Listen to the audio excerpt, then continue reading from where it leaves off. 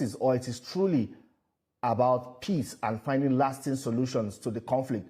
And how exactly are you even working with government whose primary responsibility is to ensure the safety of lives and property? Which minerals have I sought?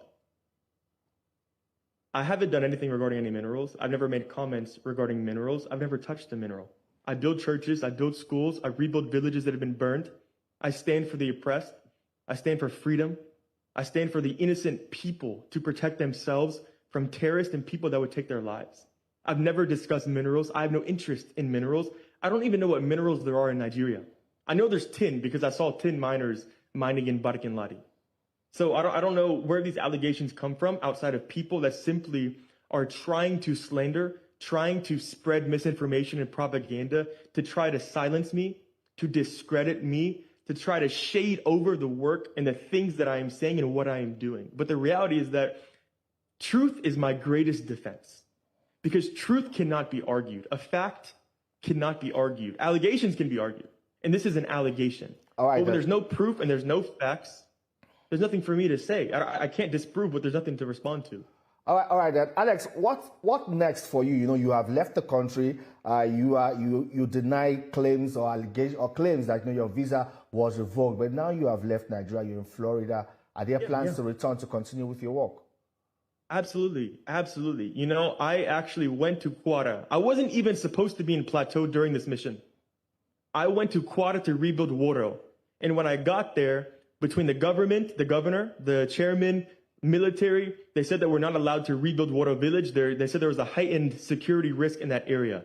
And so I had to reshape everything. I had to drive 20 hours through the night back to Plateau to figure out what I'm going to do and to reallocate those funds specifically for building in Barkin Ladi. And so I'm waiting to still go back to Kwara to build for Woro. I have money specifically for that in the account for rebuilding. And so we're currently drilling. We're rebuilding a village in Barkin Ladi. And so we even did some building in Kebbi. And so, yes, I absolutely have plans to be coming back to continue that work. You know, that is what I do. And I'm waiting to go to Woro. Alex, who is funding you? Who's funding your works? Yeah, absolutely. I'm very open about this. So in America, when it comes to nonprofits, the primary people that fund these types of organizations are, one, you have individual people that give to charity. That's how nonprofits are primarily funded. Two, you have churches that give, and then you have also organizations that give. And so you have three pools of people that if they believe in what you're doing, they believe in the work that you're doing and how it's being done or whatever it is, then they support you with funds. This is how it works in America and what do they want countries all around the world. And what do they want in return? There's nothing in return. You don't get anything. It's charitable. So you give without any type of expectation of being given anything back. So that's how it works for charities and nonprofit organizations, which Building Zion is a nonprofit organization. Are you committed to seeing lasting peace, or seeing the government, restore lasting peace to Nigeria and ensure that both Christians and Muslim population are protected? The answer is yes, unequivocally. To me, it's actually a shame that I even need to speak regarding injustice in the killings. And I would actually completely agree with what you just talked about, that if there was justice, I wouldn't even need to say a word. I would prefer that I could come and build a school, build a church in peace, not have to say a word to anybody, not be in the public eye. That's how I began in Nigeria. But because of how much injustice I saw and how every time I come, I'm getting reports from all these pastors, everybody kill, kill, kill, kill, kill, kill. I'm like, how can I be silent? And so when I see those things, I'm like, truth needs to be told, justice needs to be served, and we need to speak for the innocent, speak for the oppressed. And so I am on the side of peace. I wish there was peace. I wish Muslim and Christian alike that people did not have to be killed. Whether I disagree with your beliefs or not, that's okay. I'm not going to kill you because I disagree.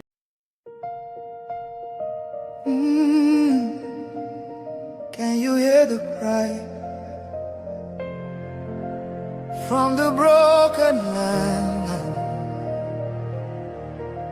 from the wounded hearts? Nigeria, they bleed, people they cry, tears for the ground, nobody asks why. Over 7,000 souls don't fall every single day. we still there call. Oh, yeah. Churches burning, hope fading fast. Since 2009, the pain don't last. 50,000, maybe more. Heaven they count every single soul. Children without home tonight, mothers praying through the night, fathers lost no strength to fight. Who go stand for what is right? Oh, stand for love, stand for life. Be the answer in this time. You can have to wipe their tears, you can calm their fears. Give a hand, don't turn away. Be the light in darkest day. Every little you provide keeps a soul alive.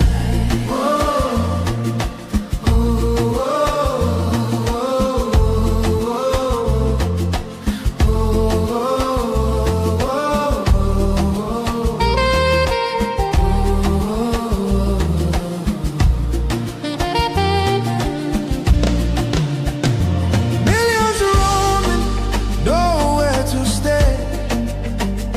No clean water, no food today. Kidnapped voices crying in chains, silent echoes filled with pain. 19,000 churches gone, but faith still rising. Holding on, In the ashes, hope remains. Love can heal the deepest pain. shelter broken, dreams erased. Hungry hearts we can embrace. Let compassion take its place. Now's the time to show His grace. Stand for love, stand for life. Be the answer in this time. You can help to wipe their tears. You can calm their fears. Give a hand, don't turn away. Be the light in darkest day. Every little you provide keeps a soul alive. Food, water, shelter, hope. You can be the miracle they pray for. You can change a life today. No matter how small it seems, your love can rebuild their dreams. Together we can make a way. Keeps us all alive. Thanks for all you're doing. Thanks to North and South America. There was They won. Yeah, I'm trying to see if I can spotlight myself here, but and Mazi's son is not here, so yeah, we're just going sir. to be okay. Greetings to all the members of the cabinet here, reps admin. You are all welcome. This journey that we have embarked on, not going back. A lot is happening, and it shows that we are getting close, very, very close to our destination. Yes. Region 4 just spoke not quite long ago. These people have done a lot of damage. It didn't start from them. It started from the top. Sometimes when you have a bad leadership, they can't put their house together. Even in a family circle, it's the same thing. Yes, you know what I'm talking about. But we have passed that stage. While some are looking for 10, 20, 50 men, we are more than millions. Biafrans are more than millions. We are not 1 million, not 2. And it's a journey that all of us, we have to embark on, one way or the other. Every Biafra will contribute. Please, if you're one of the heroes out there, if you are not be counted among the 20 or 30 men, believe in yourself. Believe in who you are. Believe in what you're doing. And trust no one. In God, we do what? We trust. Because we human beings are born to make mistakes because we are not perfect. That's one of the reasons why our Lord Jesus Christ came down here on earth, for us to be safe by believing in him, walking daily to do the right thing so that we can gain favor in the eyes of our God. And for those that think they know it all, without them, Biafra will not come. If you're one of those that are thinking without you, Biafra will not come, shame unto you. You will fail. Biafra is no one property. It belongs to Biafra people.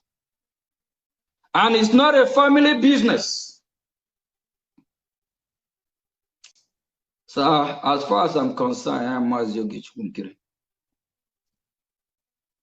I've made mistakes I made in the past, caused on my boss.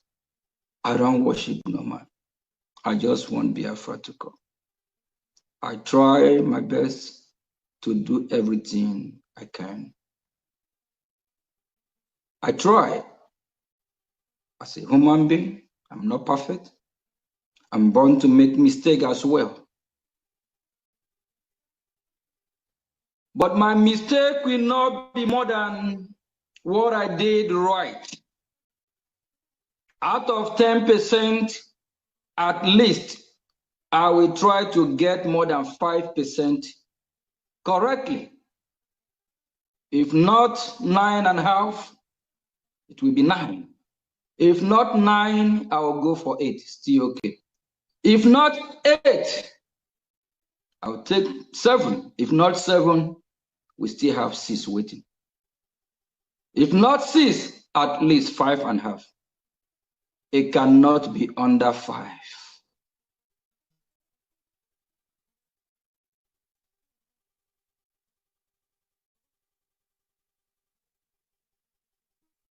Leader that I look up to, that I can call my leader, that I can present result.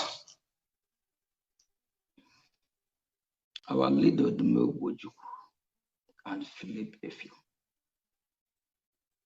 The rest, I don't know what they are doing. What as him? How worum nala war Biafran? It's heartbreaking. Today, Akureba, Echi Akureba. They keep moving the goalpost. They speak based on the situation.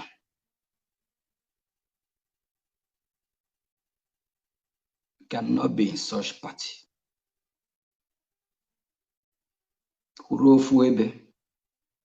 Whatever you say today, tomorrow, let it be the same thing.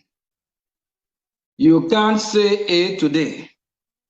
Tomorrow you turn around and say B. Not from you. I'm not buying that. If you're one of those that want to concur and buy that idea, go ahead. If you bring Biafra, glory be to God. If bring Biafra, Glory be to God. At the end of the day, what we want is Biafra. I will fight the Biafra that I understand. I will fight with who I understand, not who I don't understand. And we was the name of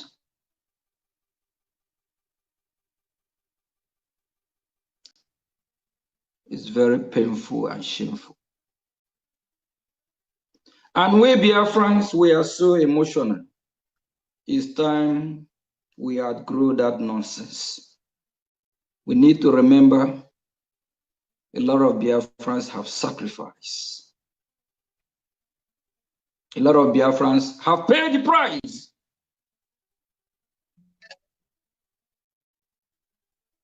I have not paid the price or sacrifice like Biafrans that have been massacred way before 1967 and from 1967 till date. If you want to say you are the champion of Biafra, without you, Biafra will not come. Or you have paid the price more than those that are starved to death, more than those that are being killed in the genocidal war. You and them, who is actually the hero, who have paid the price.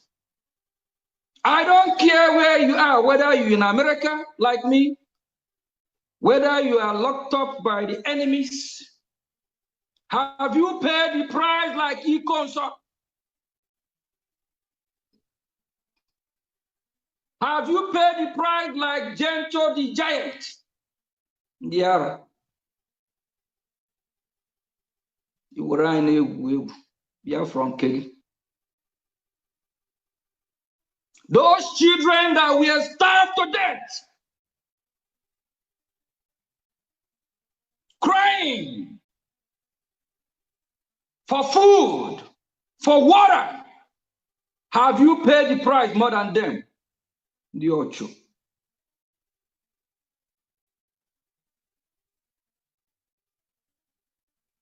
Biafrans that have been arrested that no one even know where they are.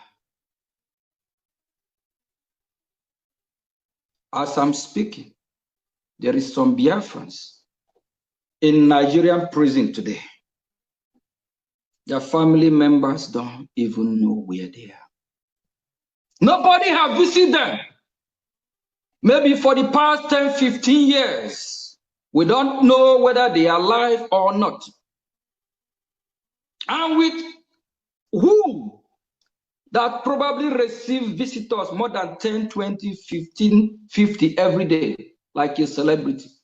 Who is paying the price more?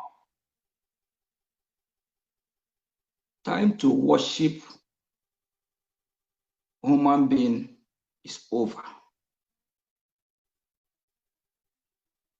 This fight, we must fight it with honesty, with truth. And we must respect each other.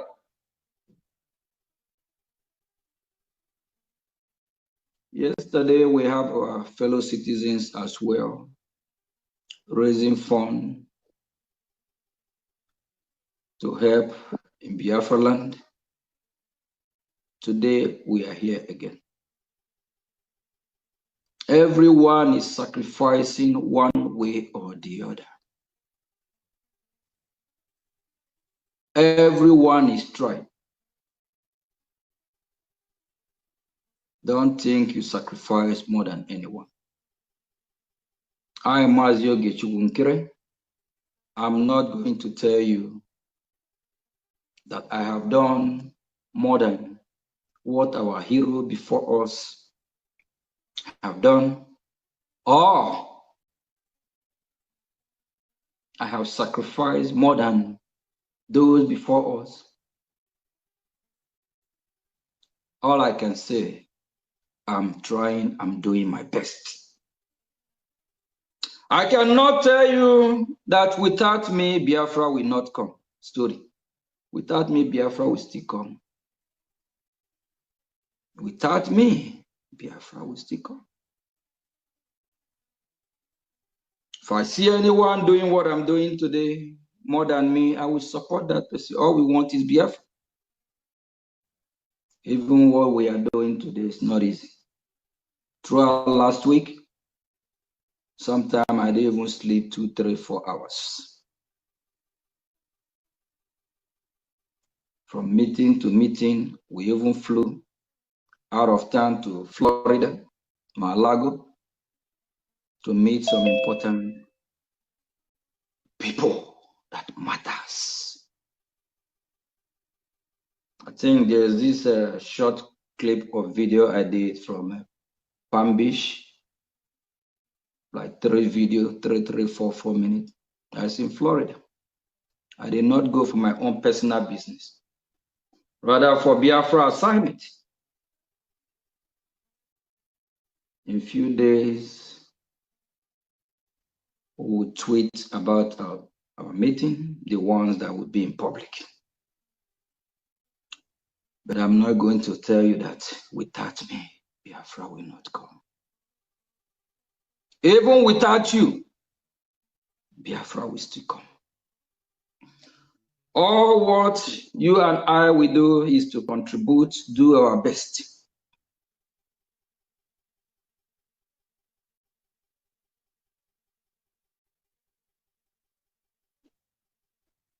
Please keep fighting. Keep doing your best. Biafra is here. I know what I'm saying. And it's very close.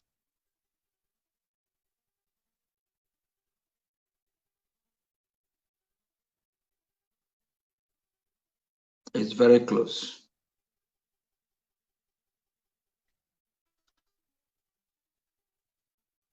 And if you stay one of those on the fence, give me 1 second.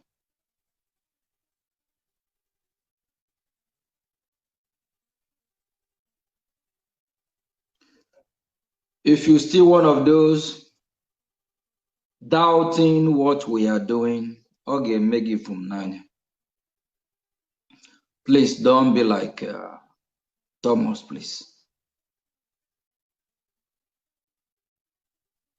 Our freedom is near and close than never before.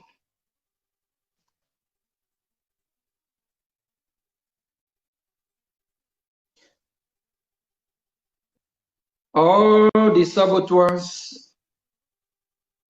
that have been fighting us from starting since last year, today their camp is in disarray. They are nowhere to be found, no result. Ask them, what have they achieved for over a year plus now? What have they achieved? The Biafra Republic government in exile, under my leadership with the cabinet, we can go on and count our achievement. That gives me joy.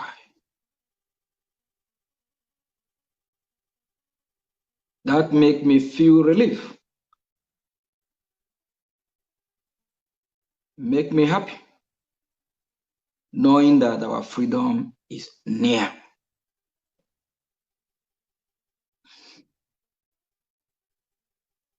This battle that they've been battling against Biafra Republic government in exile will not work. Even within, they have tried to see if they can stop this government. How will you stop a winning team? How will you change players that are giving you results?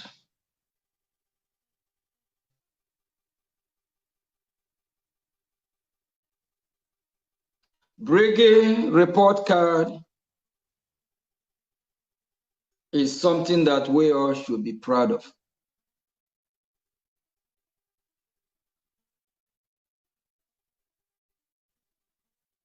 You cannot fight from exile without forming a government.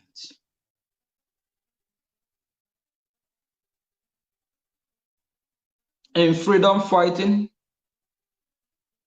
you cannot fight from the same country that you're trying to liberate yourself from.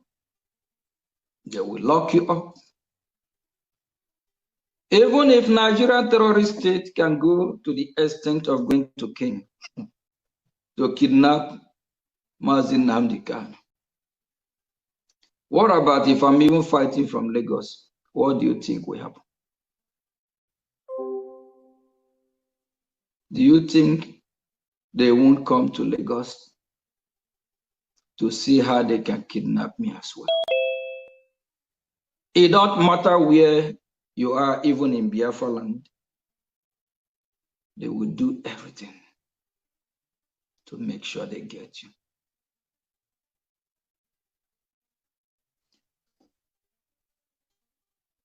For that reason, that is why we have formed Biafra Republic government in exile.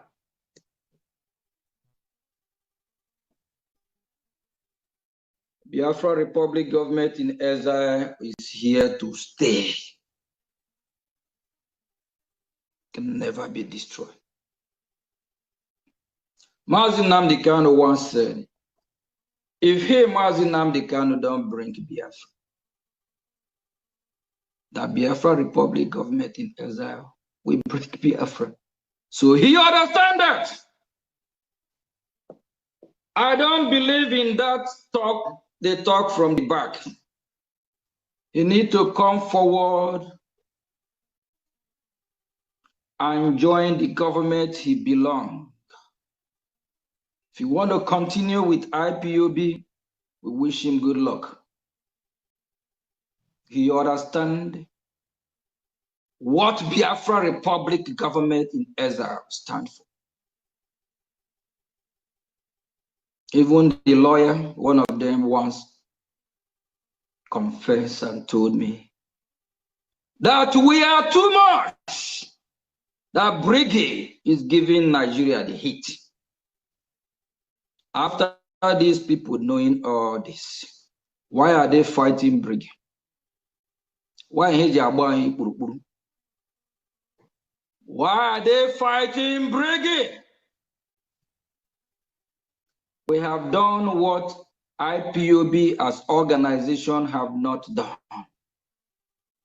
And we, in Biafra Republic government in exile, we are also indigenous people of Biafra.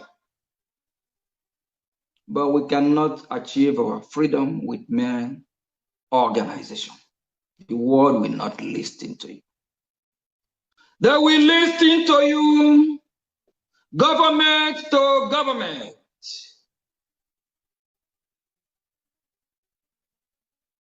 At the hearing 4 days ago, one of the speakers, I'm not actually all the speakers, we met over 90% of them.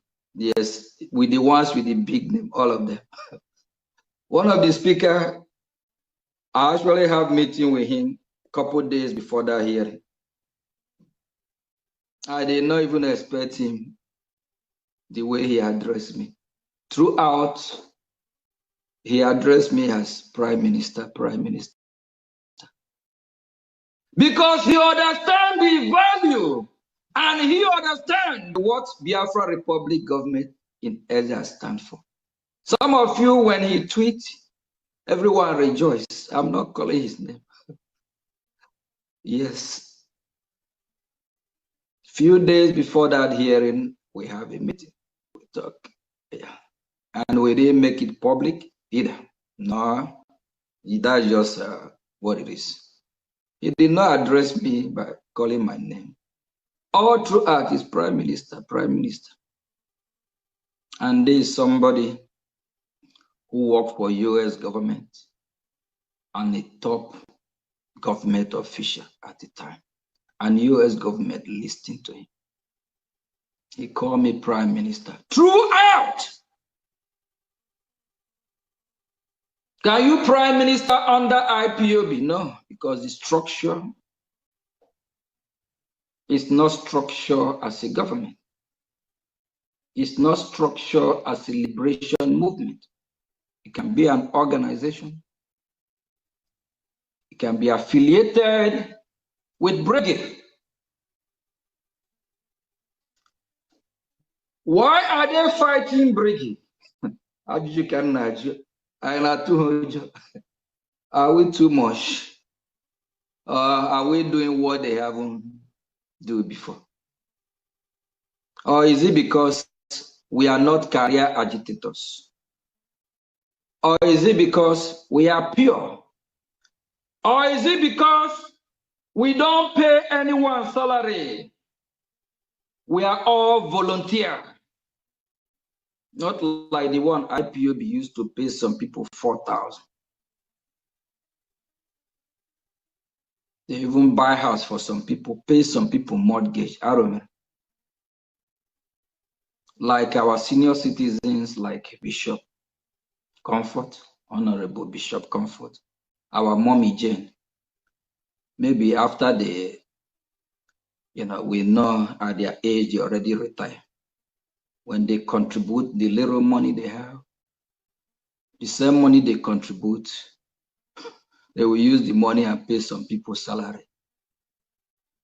They will still use the money and train somebody like Uche Mefo in school and train Darlington. They will go, a guy named Mayor. We have five days. In Brege, we don't pay anyone. We are volunteer soldiers. Few days ago, this meeting I'm talking about, actually, I thought about it for some time.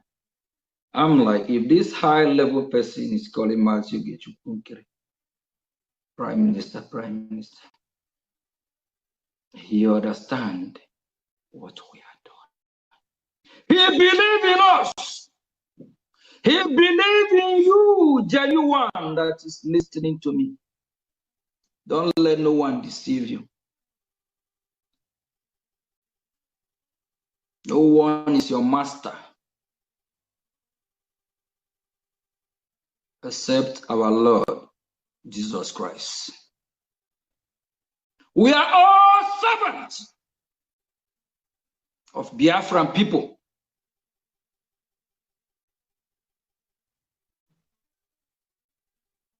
This name, Prime Minister, is to identify the role I'm playing in the government. If not, I don't even want the name. But that is only how they can identify you, know what you stand for, your role in the government. Things will change.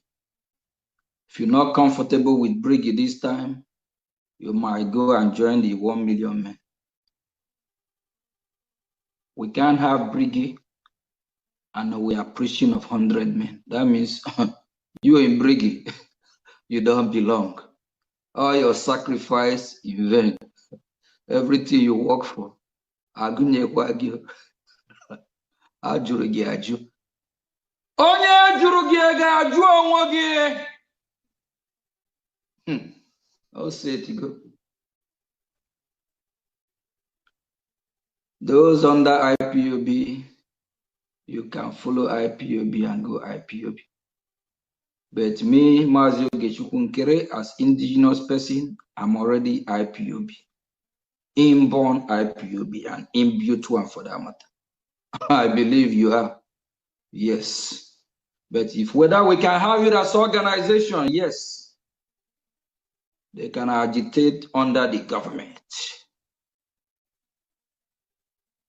Then whoever want to join the government, our door is open. come in peace, come and support genuinely, because the government is your government. It's our government.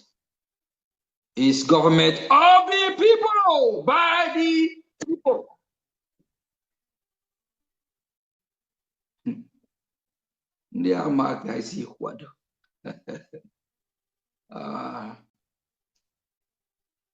Now I see the reason why for almost 20 years we did not move anywhere. The blue flag in it disturb embassy everywhere. It's not protests. All these protests with drum music, some even take a walk with them.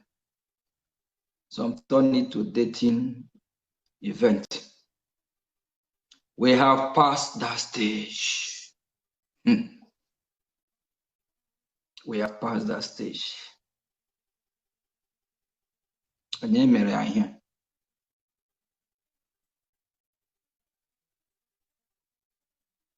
We cannot depend and wait for anyone until they are free before we move on. If we wait, Nigeria terrorists will kill us all. We'll be moving, fighting, and fight for them to be out. And when they are out, they will join us in good faith.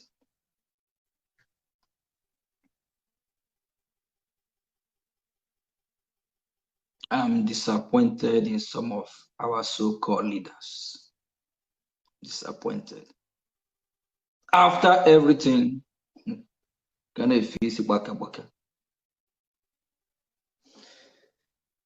no retreat, no surrender. This journey that I, Mazio Gechukun, have embarked on. Honorable Minister of Information, I will give you permission just to put this picture on the screen if you're here. But let me, I don't really want to do this yet, but just to open Pandora box of one event showing. Minister of Information, are you here?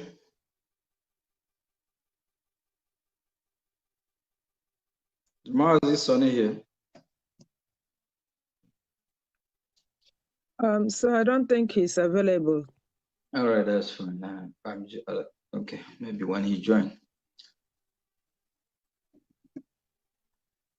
Our freedom. Do we remember when we all say our freedom is in our hand, right? Mm-hmm. Okay.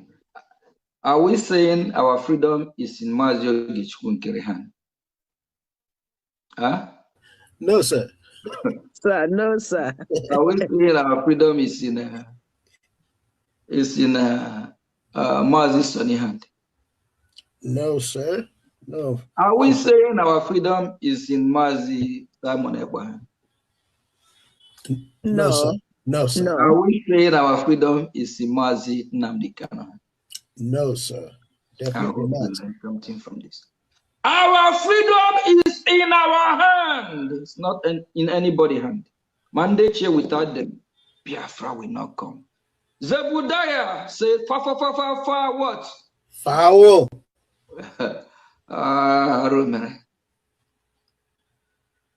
We are going to reset everything and fix it. Just a few days ago, something happened. It broke my heart. I'm surprised that a particular country. I know if I don't mention the name of the country, some of us will already be guessing. But I will just narrow it. I'm surprised that a particular country, our contacts, we're building our lives, so you guys don't know what's going on. Saying that they are waiting. No, there's a park. They are very loud, well respected in the state here. They say they are waiting for a signal from the top. And while they are waiting, they want to know how serious me and you are. They want to know what's going on. That means since 20 years, that Buru flag, we disturb every embassy with the crowd. Sometimes we even carry a biggest flag that is up to 50 feet, both height, weight, tall, whatever. Disturbing other people's peace. This country did not know what's going on, because we are just making noise. I was shocked. Since then, I started to make a U-turn and rethink. I say, no wonder. No wonder. Countries that matters, that are supposed to be talking about Biafra, you don't hear them really discuss it. Because we have not really do what we're supposed to do. Because we have not really been organized. Because we failed in leadership. Not know how freedom fighting work. Do you all know about the Crown Prince of Iran? I think his name is Pahlavi. Do you all know about him? The Crown Prince of Iran. Just a little bit. Yeah, his name is Reza. Reza, yeah. Yeah, Pahlavi, yeah. Do you all know that the Crown Prince of Iran is already talking about government in exile and transition? We did not start government in exile, not bring it started. Go and Google and do research about government in exile. You must have a government in exile, form a government, transition to the homeland. Do you think the Crown Prince of Iran and the people can form a government in Iran now while they are fighting the Iranian regime? Impossible. Do you think it's possible? I'm asking, do you think it's possible? It's not. It's not, sir. They will form a government in exile. And the Crown Prince actually tweeted, I wish I can read it out. He actually tweeted his support and in being part of the government in exile. You know, they're putting up a transition government because the Iranian terrorist regime must go down. Where is some then fighting Biafra Republic government in exile instead of supporting it? We have a lot that have come and planned to destroy this government. I told them that this breaking can't jiaka. And jiaka they make okro. This breaking that I'm part and parcel, just like you. I told them they cannot destroy it. I don't care. I got one here. More. Before you can destroy Briggy, you must take me down first. I will stay at the gate. The gate man. That is why when the coup plotters, coup 2025 coup, when they are plotting the coup, I look from my mirror, I smile. I watch their plan. Why they are doing a program that they don't supposed to go out publicly and be talking about the foundation of the government, which is against our charter, our bylaw and everything. They already violated. I already know where these people are going. And I knew if they succeed by taking me out, they will destroy everything. And I know how I work hard to make sure that Briggy stand, even when Mazi Simon is here. my contribution, my hard working, your hard working can never go in vain. While they are plotting their coup,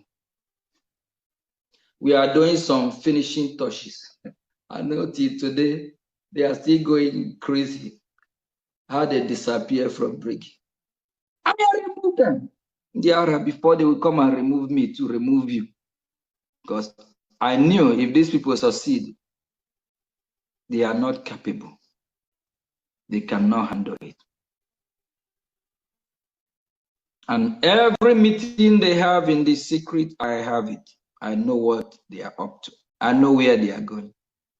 Where they are going is to destroy brig. That means everything me and you work for. Olarani.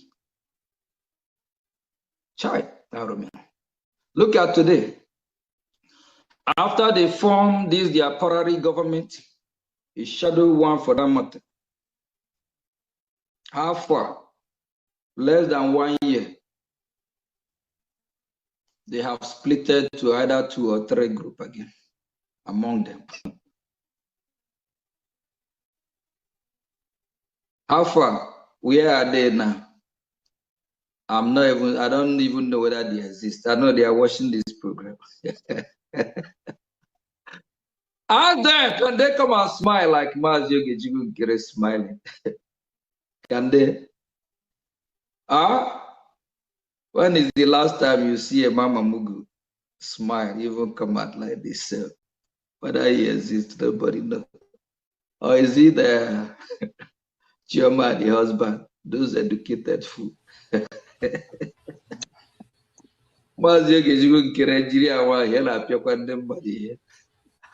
Oh man, today is a good time for meeting. You know, last week and last 2 weeks be very stressful, but at least we achieved a lot. And I'm happy to be here with you. And also, last week I can't laugh like this because I'm really stressed out. There's one time I even get home like 4 a.m. or whatever. I tried the next day again. So yes, I'm a little bit more relief, getting myself back together better. The good thing is that we are moving forward. Every day, a lot is happening. A lot of evil people are being exposed, just like this lawyer of IPOB, because it's not lawyer of Biafra. All these Achikati one lawyer of IPOB. These guys are not even ashamed of themselves. They said their master Onyendu is in high spirits.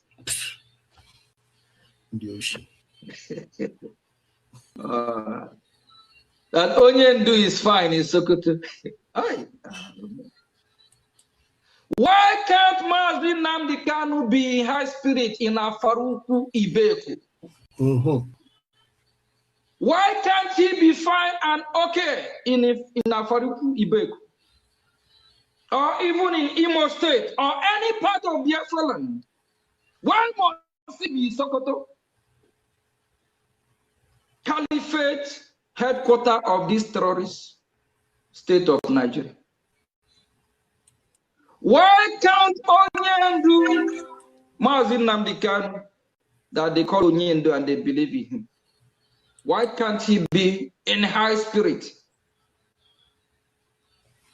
in his compound?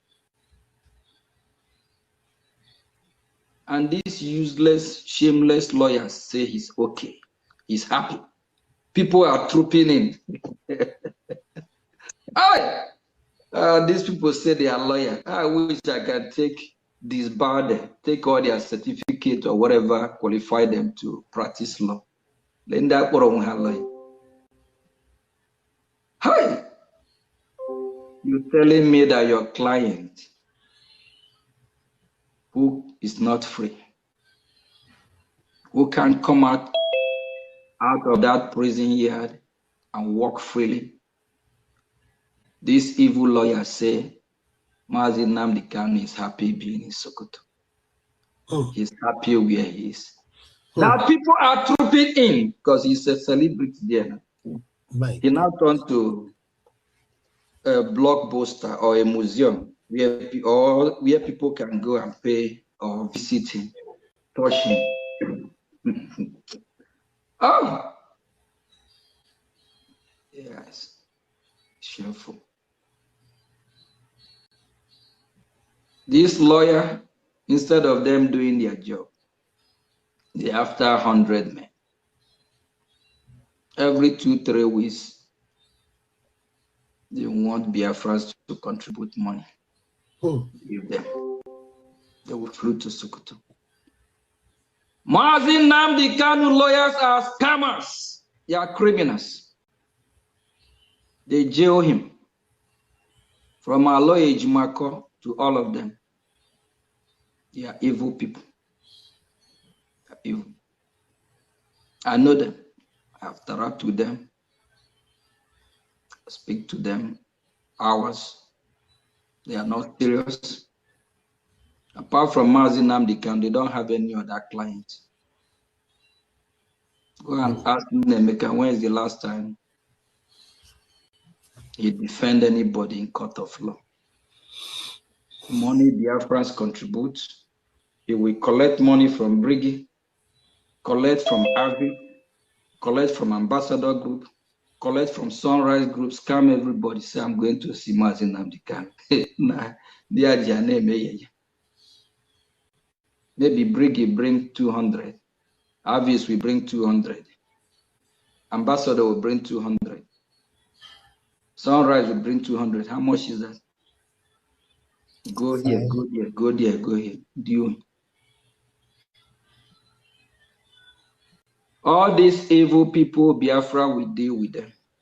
One way or the other. Kwarija. And they forget that I am in Washington. Washington is me and I'm Washington. Hey, William, I'm here. They will all come and meet me here. But any of these people that come to destroy what we are doing, we'll go after that person. Yes. There is some serious question that we Biafrans need to ask. And if you're one of those want to join the 100 men or thinking about 100 men, desist from it. The same people you are going to join, they're the one that need to come and join Briggy, because Briggy is the genuine government. Briggy is the real deal. We from this government have not go and advocate how to lock them up. But remember, Mazi Simon Ekwa, the same IPOB 100 men, they are the one that went to Finland. Testify! Against him. They are not bossing me well. I will scatter these people. The 100 men of Mazin Namdi Kanu, they lock Simon up.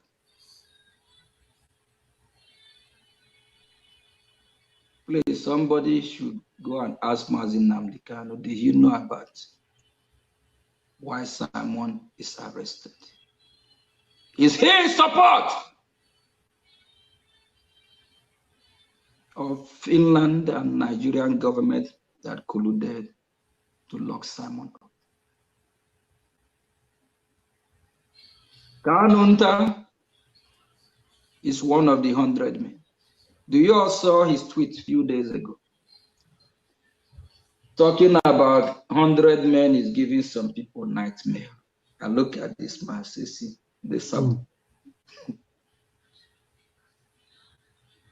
Kanunta is part and parcel of those that lock Simon up. They all sent people to Finland to testify. And some few are still following the 100 men. And who is the champion and the head of the 100 men?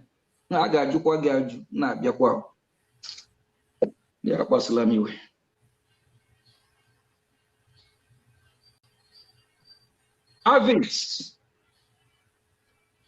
that are not fighting for Biafra is part of the 100.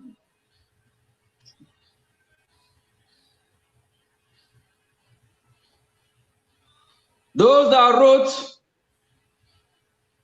petition to EU to lock Briggy members and also Mazi Simon Ekpa up are part of the 100. That means they are our enemy.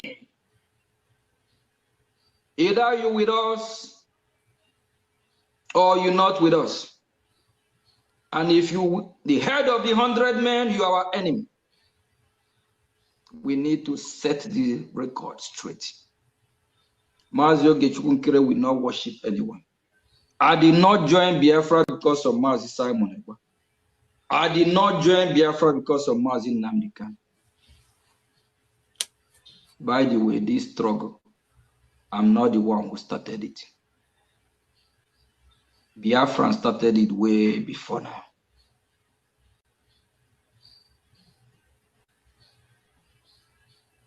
Our leader Ojukwu and Philip Efio, we understand the role they play. Fast forward to Asari Dokumbo and Owazurike. I can't come now and claim without me. I can't come and claim without me that opened the eyes of Biafra for them to fight for their freedom.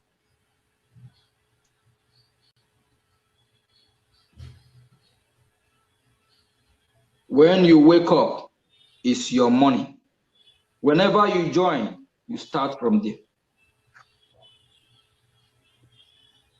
We will be asking questions in a few days. And please, those that are listening, it's time that we need to outgrow this emotion. Nigerian government, they are using that against us, being so emotional. We need to ask the 100 men question. Why do they betray Biafra? Why do they send petition to EU? Why do they go and testify against Mazi Simon Ekpa? Is that the 100 men that will work for your freedom and my freedom? So who is fooling who? Emarasu Eswanikwe. Emarasu Esubirapata. This journey just began. Game on. If you're Maradona, you know how to fool us, you can't fool us forever. Either you with us or a park here. If we talk about those that have really sacrificed, we talk about the millions of Biafrans that are starved to death, killed. Not even me and you that are free, walking freely. Not me and you like me that travel to Florida last week. I go to Washington every other minute. There is those that have really paid the price. That is why we celebrate May 30th. Some want to prove like they have done more than everybody else. Like I said earlier, we have thousands of Biafrans that are locked up in Nigerian dungeon. Their family member, Biafrans don't even know where they are. Some of them hardly eat 1 square meal. Some of them have not even have a visitor for years. Some sing from morning to night, praying. When will their salvation come? Compare Biafrans like that with Biafra that is locked up and people are trooping in hundreds. with gift, with word of encouragement. Which one have sacrificed more? Just I will open a Pandora box for everyone. So you use your tongue to count your teeth. Maybe that will open your eyes to start supporting, to start asking questions, to be more serious. For you to know that we are moving on. We are serious now more than before. I'm not kissing anyone else anymore. It's enough is enough. We have given everyone a chance to do what is right. Our freedom is here.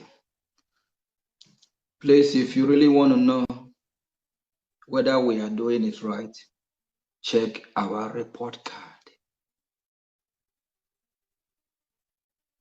Ask those, your 100 men and those you are following for the past year, what have they done? When I go to the Hill, Washington, D.C., I keep seeing familiar faces, people we have met with. We are now more familiar. We are like friends. We are building bridges. Whenever they see me, they see you. Whenever they see me, they know what I stand for, Biafra. They know Biafra is in the Hill. Thank you very much. God bless you. Don't be follow. Don't let anyone deceive you. Remember, fella say, zombie is zombie. When you ask zombie move, zombie will move. When you ask zombie sit down, zombie will sit down. Don't be a zombie. You know what is right. Support your freedom. Fund this movement. A lot is happening. How I wish I can say everything on air. If I do, our allies will just say, Haga boss, they will say this have no secret. Thank you from here. They would. Voice of Biafra, voice of freedom, voice of truth for every generation, voice of Biafra, Afro Biafra. From the land of the rising sun, from the land of courage, from the people of truth, rising above every silence, speaking hope to the world. Voice of Biafra, Voice of freedom, voice of truth for every generation, voice of Nia, voice of Biafra, voice of courage. rising sound of the nation. Who speaks for the people? Who carries the truth? Who rises for freedom? Who rises for freedom? Dependence of voice, Voice sound of truth. the voice of a rising nation. The voice of a rising nation. Voice of Biafra. Biafra, Biafra. Voice of Biafra, Voice of Biafra. voice of courage. Rushing sound of a nation.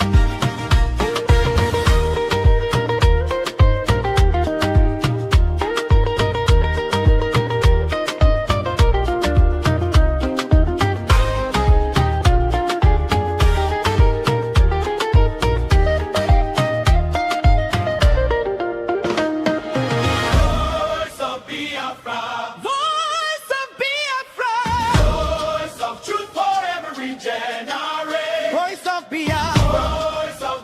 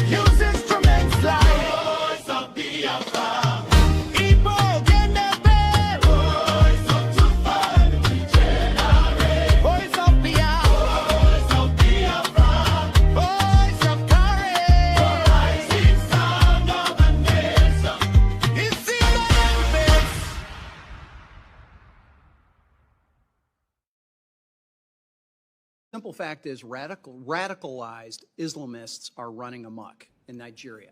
They're terrorizing moderate Muslims. They're terrorizing Christians. And they are targeting Christians. That cannot be disputed. And while we see many people trying to emphasize the outside issues, lifestyle, who owns land, who is the herder, et cetera, they want to emphasize that those are the key drivers and that they're the key drivers of everything but religion. And I and many others, and I'm not just talking about those of us on this committee or Americans, I'm talking about religious leaders in Nigeria believe religion is one of, if not the main driver of targeted violence right now. We just heard from Bishop Anagbe. A week and a half ago, I talked to President Magaji. President Magaji is the president of my own, he's the Nigerian president of my own faith sect, the Christian Reformed Church. We have 400,000, mostly from a Dutch background, 400,000 participants and members here in North America between the United States and Canada. We have 500,000 in Nigeria. We are essentially an African church that happens to be headquartered in Grand Rapids, Michigan. And I want to ask this question, because this seems to be sort of part of the central argument. Well, this isn't necessary. Well, certainly the Trump administration believed it was necessary the first go around. And I want to ask this question. Did things improve when the Biden administration removed the CPC? Thank you for your question, Representative Hyde. And just for the record, I'm seeing a number of heads shaking no in the right behind you. And these are people that may have a little better information than what the American media is, and they're all nodding their head right now. So go ahead. Thank you for your question, Representative Huizenga. As you mentioned, violence has increased over the last several years. It was unfortunate that the Biden administration chose to remove Nigeria as a CPC in 2021 and 2022 and 2023, and President Trump's bold action to redesignate them is a wake-up call to the Nigerian government. And as you mentioned, extremist religious ideology is of course a primary motivator of these attacks. The attackers themselves use religious language. They target churches. They target Christians on holidays. Yeah, and absolutely. It was Christmas Eve of 2023 when 200 people were murdered, killed in a church. Now, I want to ask this. So one question was, did things improve?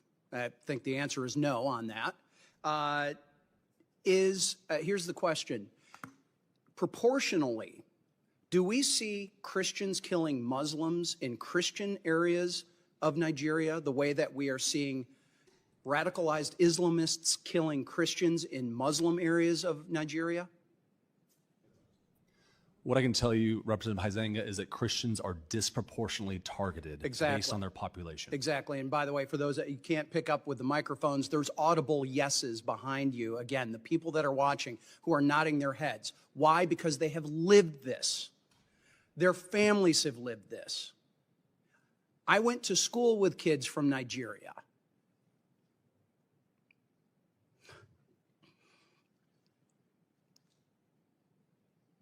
I've got neighbors who've been missionaries there, who have family there, who have friends there, who know this is going on. Yet we've got not just the mass media, we got people within Congress denying that this is happening, or certainly de-emphasizing it.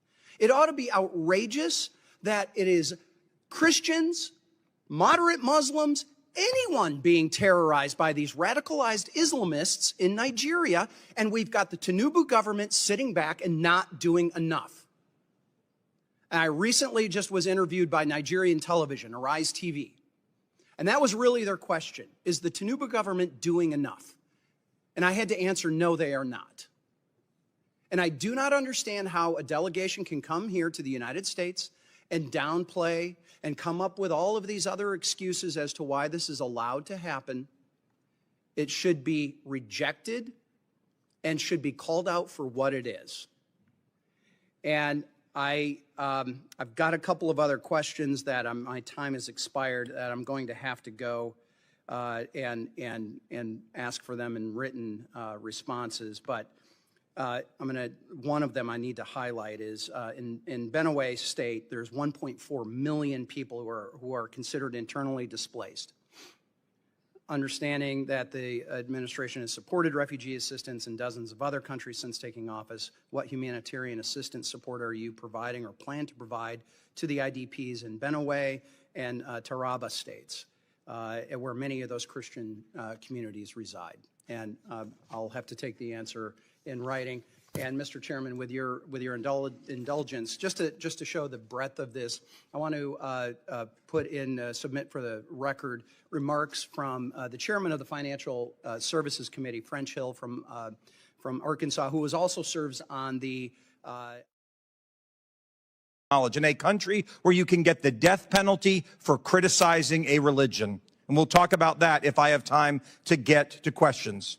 That is not okay. That is not acceptable. That is not a value that America should ever stand by and allow. We are allowed to have whatever opinions we want in this country, no matter how reprehensible they may be. We should demand that from others if they wish for our aid and assistance. But what I'm most tired of is the delusional belief that if we all just sit down around some sort of hypothetical drum circle, as I heard earlier, that we can resolve our differences. People are being killed, and it requires people to stand up and use force to keep them and to make them safe. I'd like to ask the ambassador, since 2009, it's believed 19,000 Christian churches have been destroyed.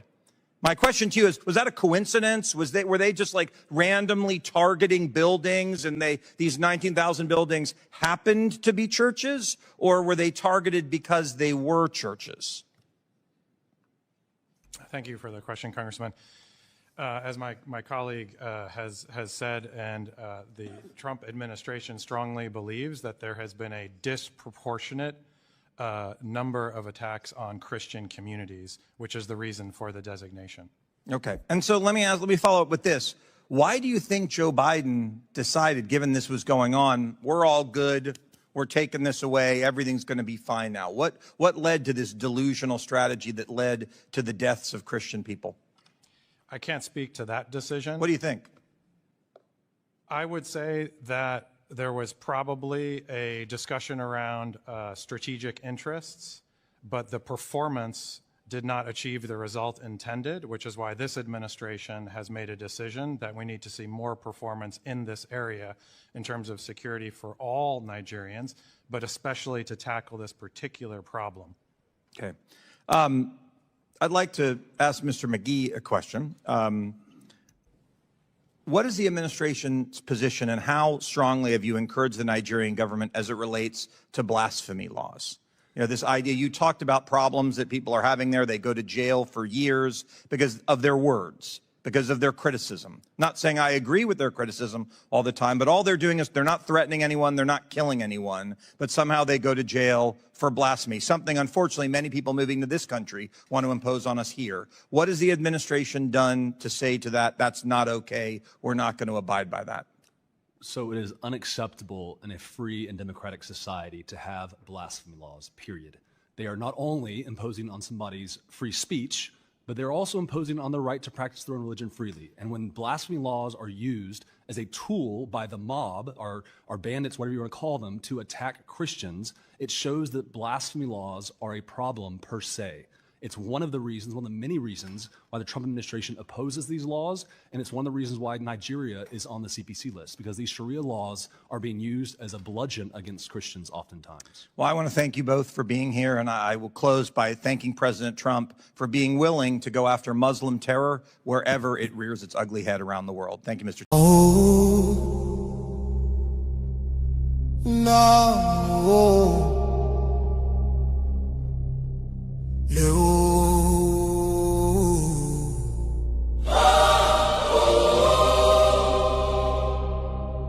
From every village,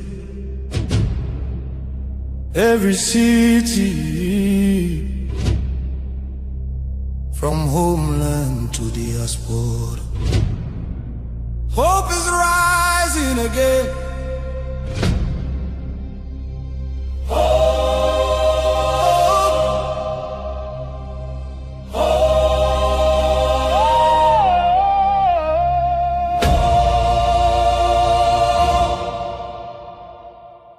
Biafra now our only hope. Biafra now our only hope.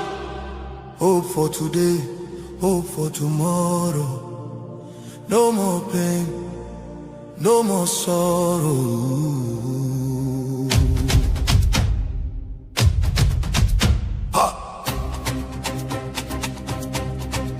We bring better news, make you head on clear. We get hope, now Biafra we dey see ya. Beautiful nation, shining bright justice and fairness. Now the light, Biafra go be one beautiful nation. every Biafran go enjoy true freedom. Fine, fine country, shining nation. Justice and fairness, Shine nation, justice and fairness. shine nation, Constitution say. Everybody equal, one love for rich and poor.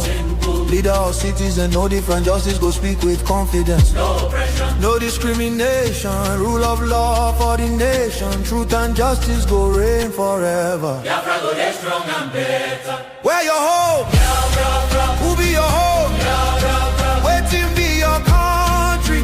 Biafra. No more suffering and smiling. No more fear, no more hiding. Respect and dignity for all. Every citizen standing tall.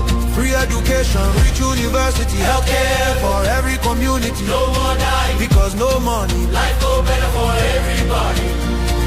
Biafra now our only hope. Biafra now our only hope. Stand up now, make we claim our Biafra now our destination. women go deliver safe for hospital. Citizen go get support every month. Better roads go connect every city. Modern railways and airport.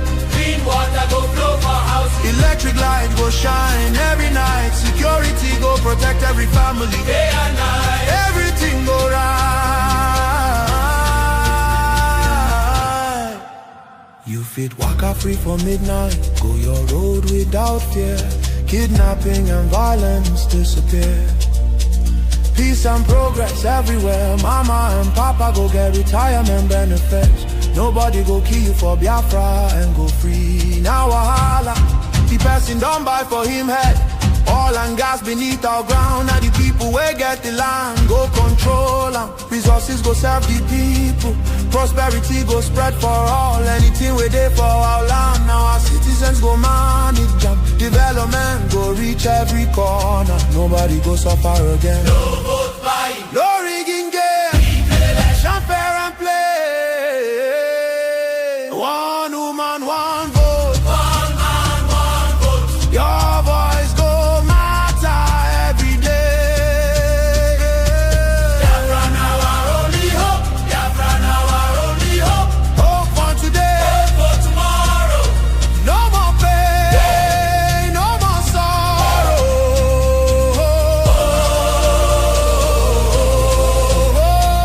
Biafra now our only hope. Biafra now our only hope. Hope for today. Hope Hope for tomorrow. No more pain, no more sorrow. Biafra. Our home, our country, our future. our future. Biafra now our only hope. No.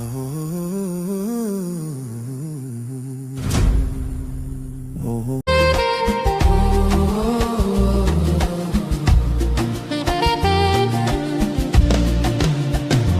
Millions roaming, nowhere to stay. No clean water, no food today. Kidnapped voices crying in chains. Silent echoes filled with pain. 19,000 churches gone, but faith still rising. Holding on.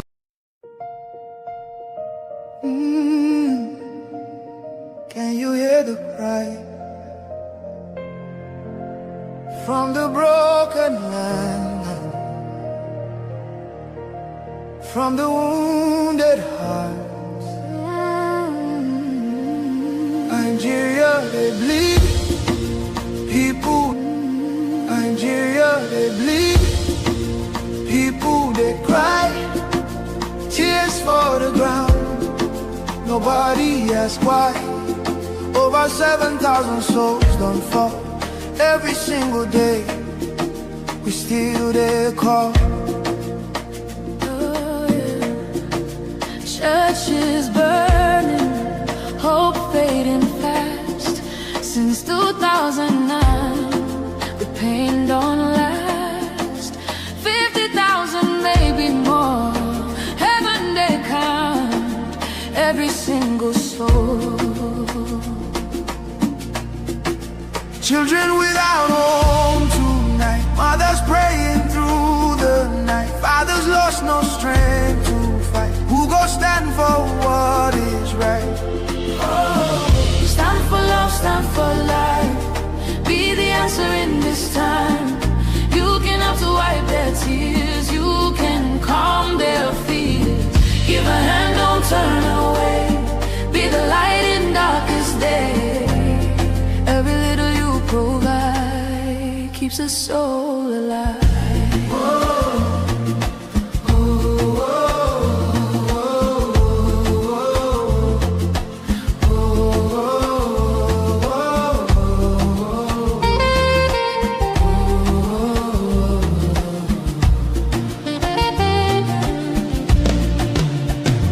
Millions roaming, nowhere to stay. No clean water, no food today. Kidnapped voices crying in chains, silent echoes filled with pain. 19,000 churches gone, but faith still rising. Holding on. In the ashes, hope remains.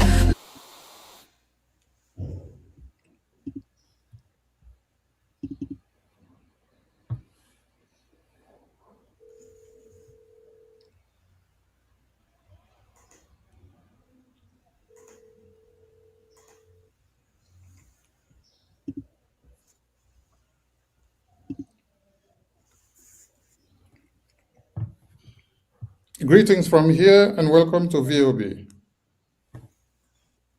Are we coming out loud? Yes, Mr. Information Minister. Okay, thank you, and welcome to Politics Insight on Voice of Biafra Television. And we are sorry for the break in transmission and the technical issues that has delayed us this far. And with us in the studio today, we have our honorable guest from America, and I would be the one to make the introduction. I will bring in the Prime Minister of the Biafra Republic Government in Exile, and he will take it over from here. Honorable Prime Minister, His Excellency Honorable Okechukwu Nkere, welcome to the show. The floor is yours, sir. Thank you from here, and greetings, lovers all over the world, Biafrans and friends from Biafrans. So we have our guests in the studio here, and we also have our lobby, Honorable Elias. Honorable Elias, please, you have to be the one to introduce and bring the one and only special guest we have today. Thank you. Thank you. So I'll just do a brief introduction of the ambassador, and then you and the ambassador will go straight into the interview.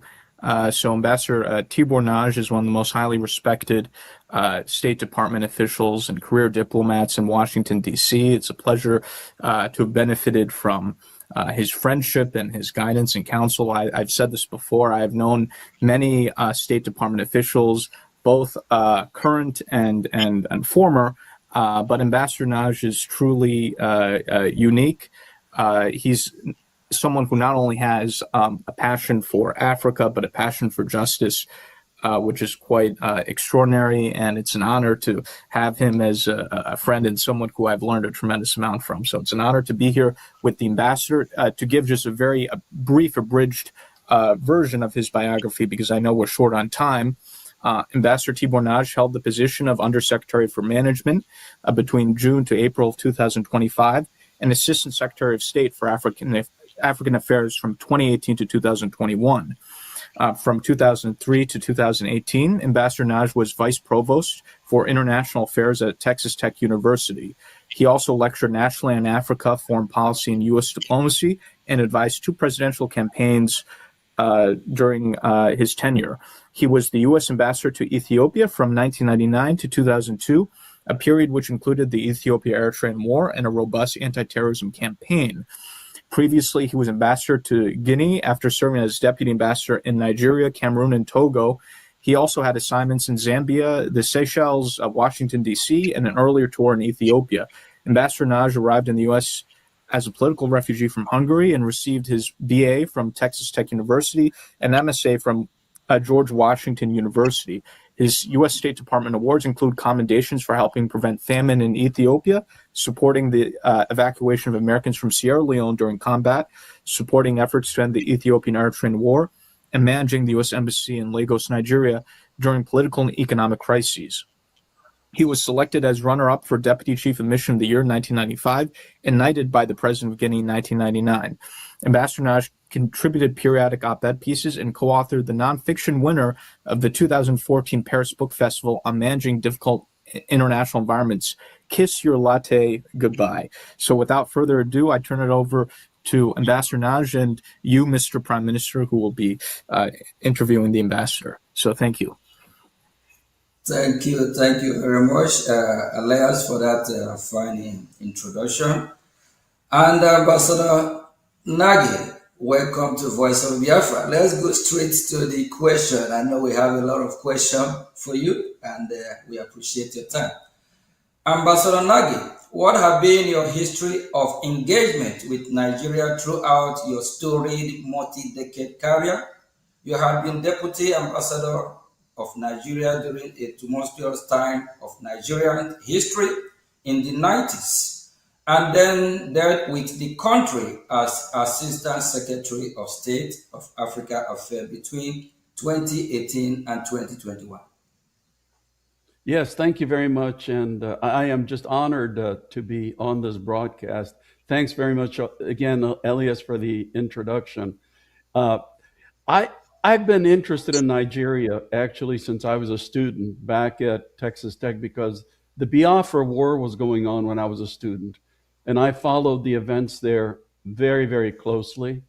Then, since all of my career was dedicated to Africa, we say in the American diplomatic service that you are not really an Africanist unless you have a tour in Nigeria. So I was very honored to be picked as the deputy ambassador back in the early 1990s, and I served a very distinguished American ambassador, Ambassador Walter Carrington, who many Nigerians still remember as being a champion for freedom. During my time in Nigeria, it was the military dictatorship, and because I got to know the country, I fell in love with the country and the people. I've been following Nigeria very closely ever since. It has broken my heart to see what such a country with incredible potential has suffered because of bad governance and other things. So for me, Nigeria is obviously one of the most critically important countries, not just in Africa, but frankly in the world. Thank you very much, Ambassador. Ambassador, why do you have a passion for justice for the people of Biafra, as well as similar groups such as Ambazoni? Yeah, that's also a great question, because I mentioned just a minute ago that I know the incredible potential that Nigeria has. And I also know, specific to Biafra, that it is the part of Nigeria that contains so many resources. It is actually the part of Nigeria that makes the country rich. And also, as I said, I've been following events in Biafra since I was a student. I saw the incredible suffering that the people endured during the Biafran War.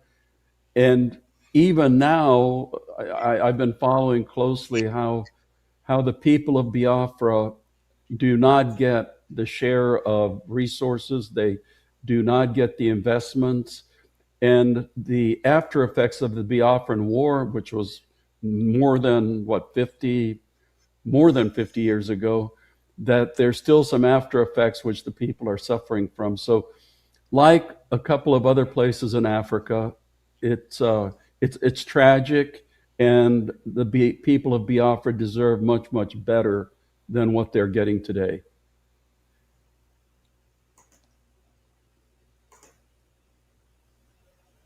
Thank you very much, Ambassador. The Biafra Republic government in exile has focused on promoting the U.S. recognition of Christian genocide in Nigeria and had aggressively engaged in lobbying campaign for such recognition in parallel with other advocates such as the Christian community and organization.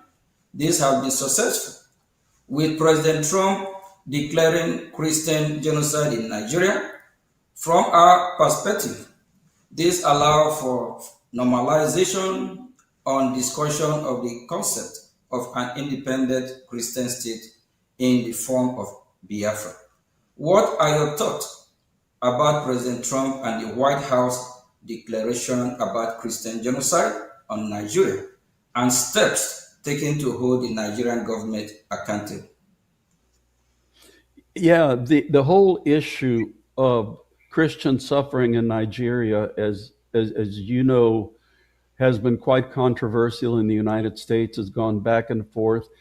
And the people who deny Christian suffering use an argument which I would label as plain sophistry, because people say, people who object to the concept of Christian suffering say, oh, you know, if you look at Nigeria, there are many more Muslims who die because of terrorism and violence and extremism than Christians.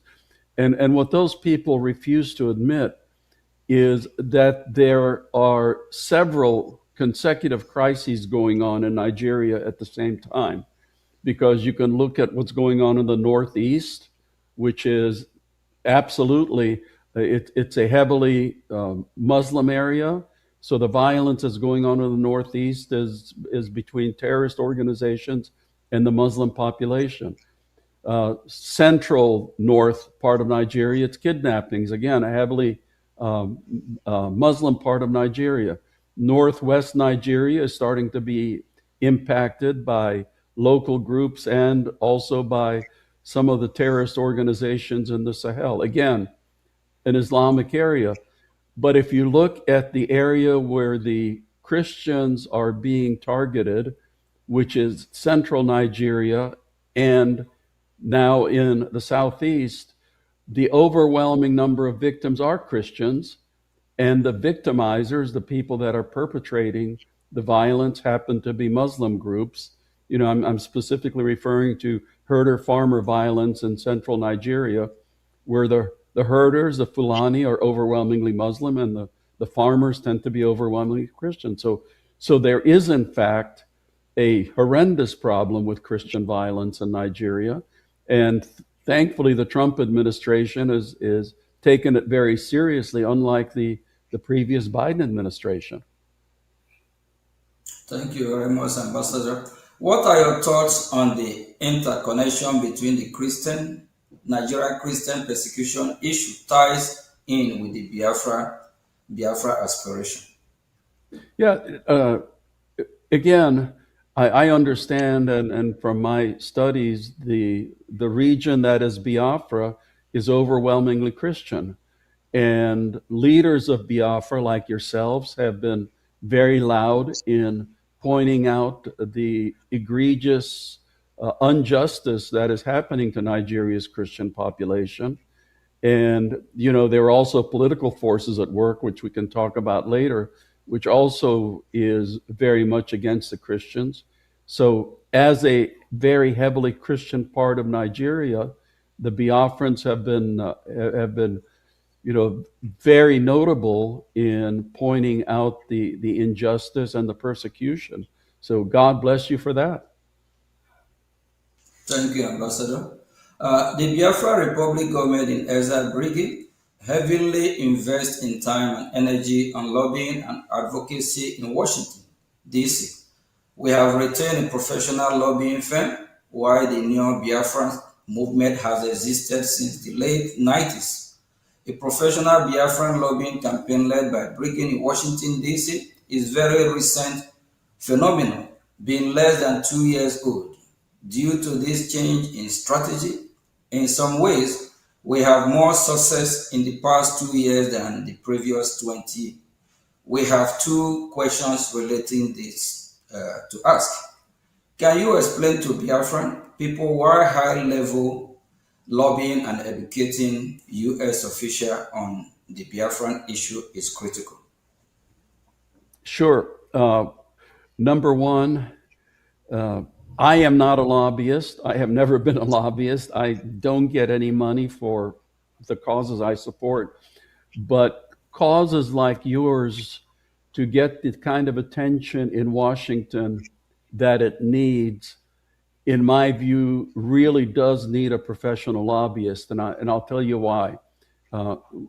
Let's be honest here. If you were to survey most of the members of the US Congress, people who work for the president in the White House, even people in the State Department, very, very few people would ever have heard of Biafra. Obviously, everybody has heard of Nigeria, given its size and importance, but very few people would have heard about Biafra. Not too many people even know about the problem of Christians in Nigeria, although recently there has been some publicity. So to get people, especially policymaking important people, to pay attention to your cause, to your issues, there needs to be a sophisticated, strategic, and high-level information and education campaign. And frankly speaking, in the American system, to get that kind of education, to get that information around, you need somebody with influence amongst American policymakers. That's why hiring somebody, engaging somebody like Elias's company makes absolute sense for, as I said, a cause like yours. African countries don't necessarily need a lobbyist because they have an embassy, although many African countries do engage lobbyists to promote their particular causes. So for you to have people pay attention to what's going on in Biafra, it makes absolute common sense for you to engage a lobbyist.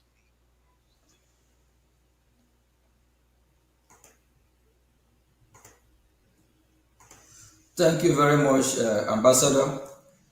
In addition to the preliminary successes the Biafran lobby has had, where would you point to as lobbying successes, past or current, for groups similar to the Biafrans? Yeah, for groups such as yours, lobbying is really about the only way that they can get their cause into the attention of American policymakers. So I would point, in the past, liberation struggles, which were trying to get justice for their cause, the African National Congress, leading to the freedom in South Africa, the Sudan People's Liberation Movement. Now you have successful efforts. For example, Somaliland. Like you, Somaliland has gotten a lot of attention recently. Your friends across the border in Anglophone Cameroon, Southern Cameroons, the Ambazonians, they're also trying to pursue their cause for justice. So again, these are the kind of causes that get the best efforts through engaging with the lobbyists in Washington. Thank you, Ambassador. So what you're saying is that what Biafra Republic government is doing is the right way to to get the attention of the U.S. government and the right way to also get our freedom. Correct? Absolutely, and again, it means engaging the right person, because unfortunately, as with anything, there are some people who are very effective at doing this, and there are other people who are not so effective at doing this. So it's essential for you to have engage somebody who knows the people in Congress, who knows the people in the White House, who knows who does what at the U.S. Department of State, to make sure that your cause is promoted the way that you want to promote it. Thank you very much, and special thank you to our lobby, Elias, for being our voice in Washington. Thank you, Elias.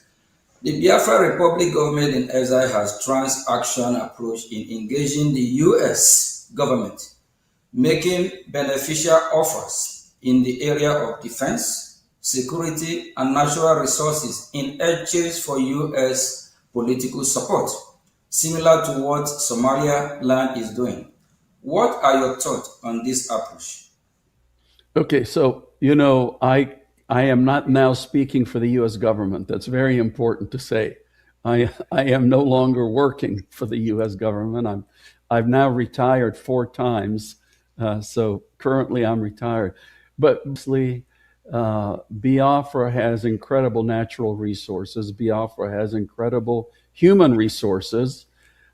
So if you're offering that kind of a transactional deal, then in my view, that would be looked at positively, from especially people in the Trump administration, because as you mentioned, President Trump has been a very transactional president. He's not looking for, long-term this or long-term that. He's looking for what is the interest of the United States of America. And as Secretary of State Marco Rubio himself says, whenever the United States engages overseas, it should meet one of 3 qualifications. Does it make America more secure?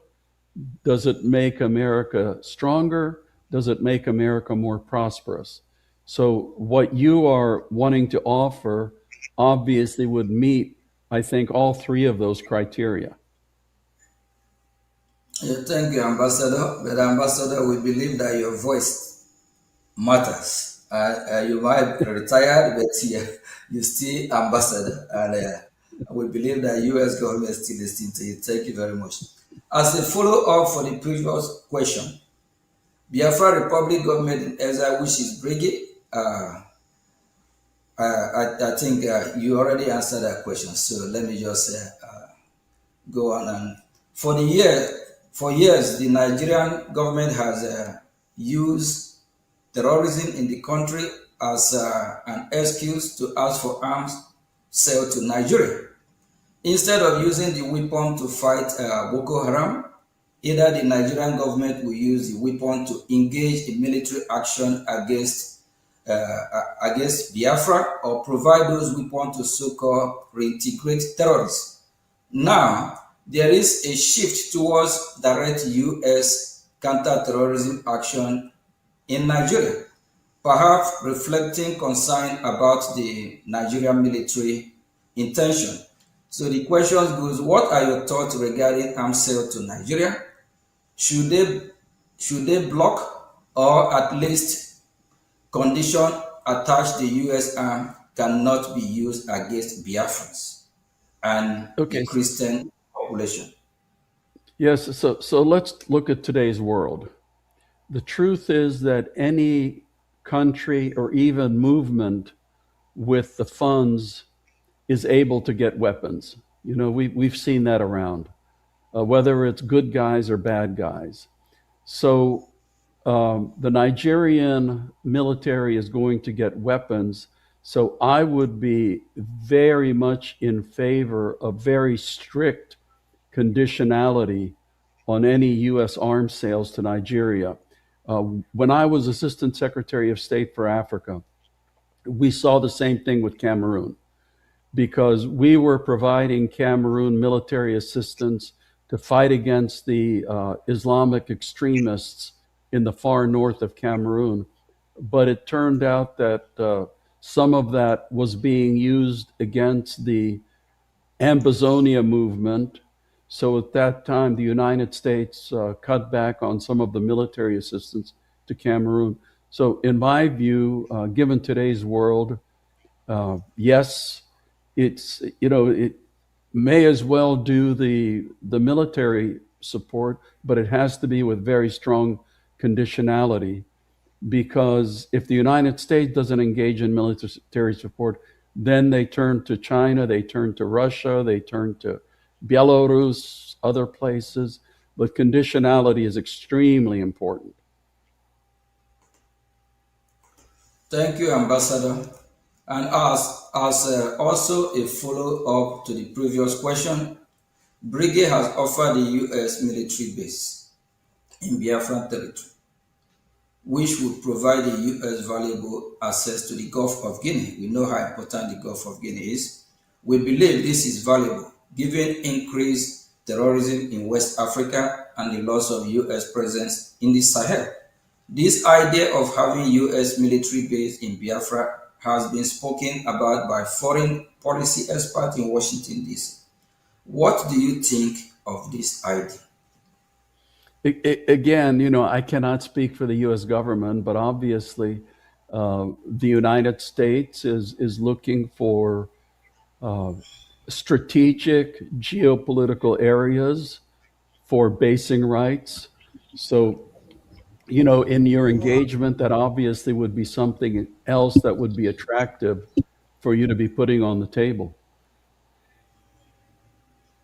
Okay, thank you, Ambassador. I also have another question regarding this. Can the Biafran military force, the Biafran Defense Force, Biafran Liberation Army, be an alternative for the U.S. in the area of Nigerian military, similar to how the Kurds have been helpful to U.S. in Middle East?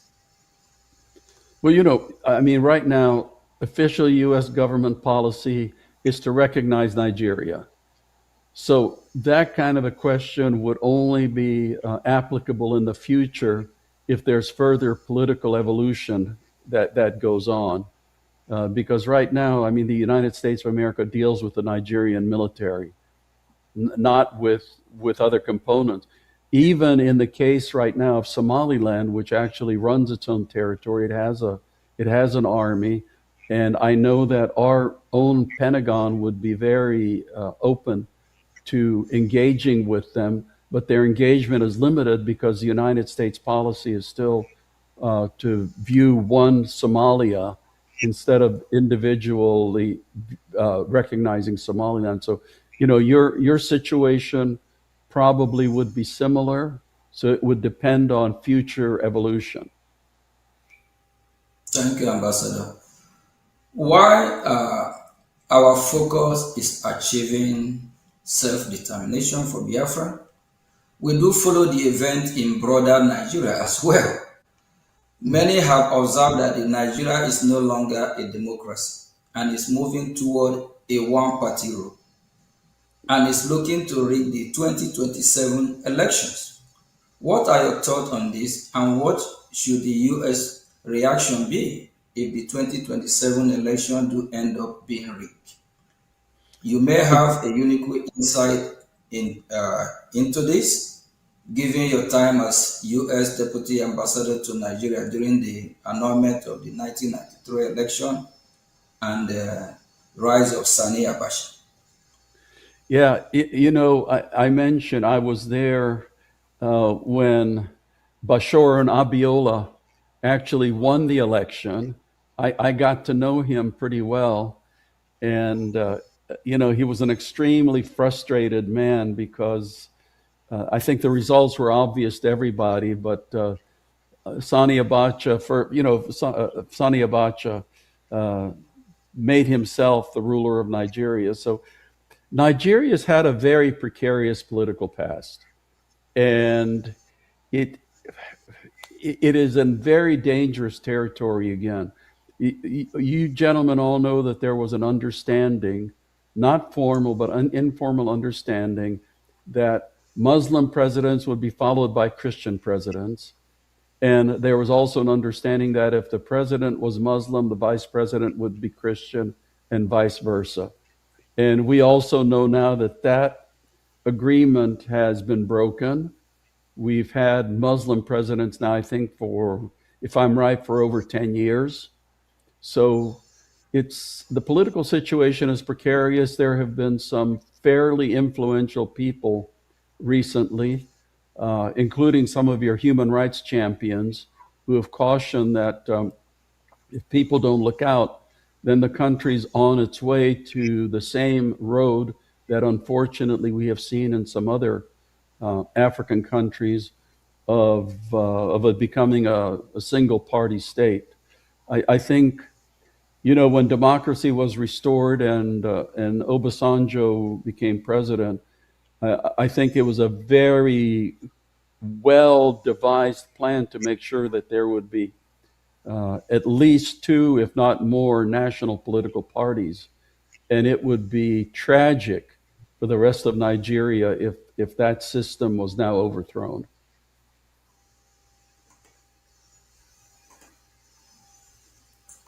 Thank you, Ambassador.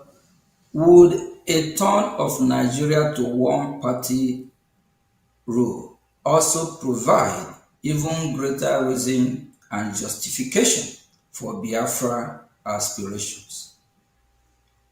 Well, that's obviously up to the people of Biafra and the people of Nigeria. That's not the kind of decision that anybody outside can make for you. But that's definitely something that I'm sure that your leaders would put into the equation, because I understand that the whole thrust for what you're wanting to achieve is coming because the people feel marginalized. They feel like second-class citizens.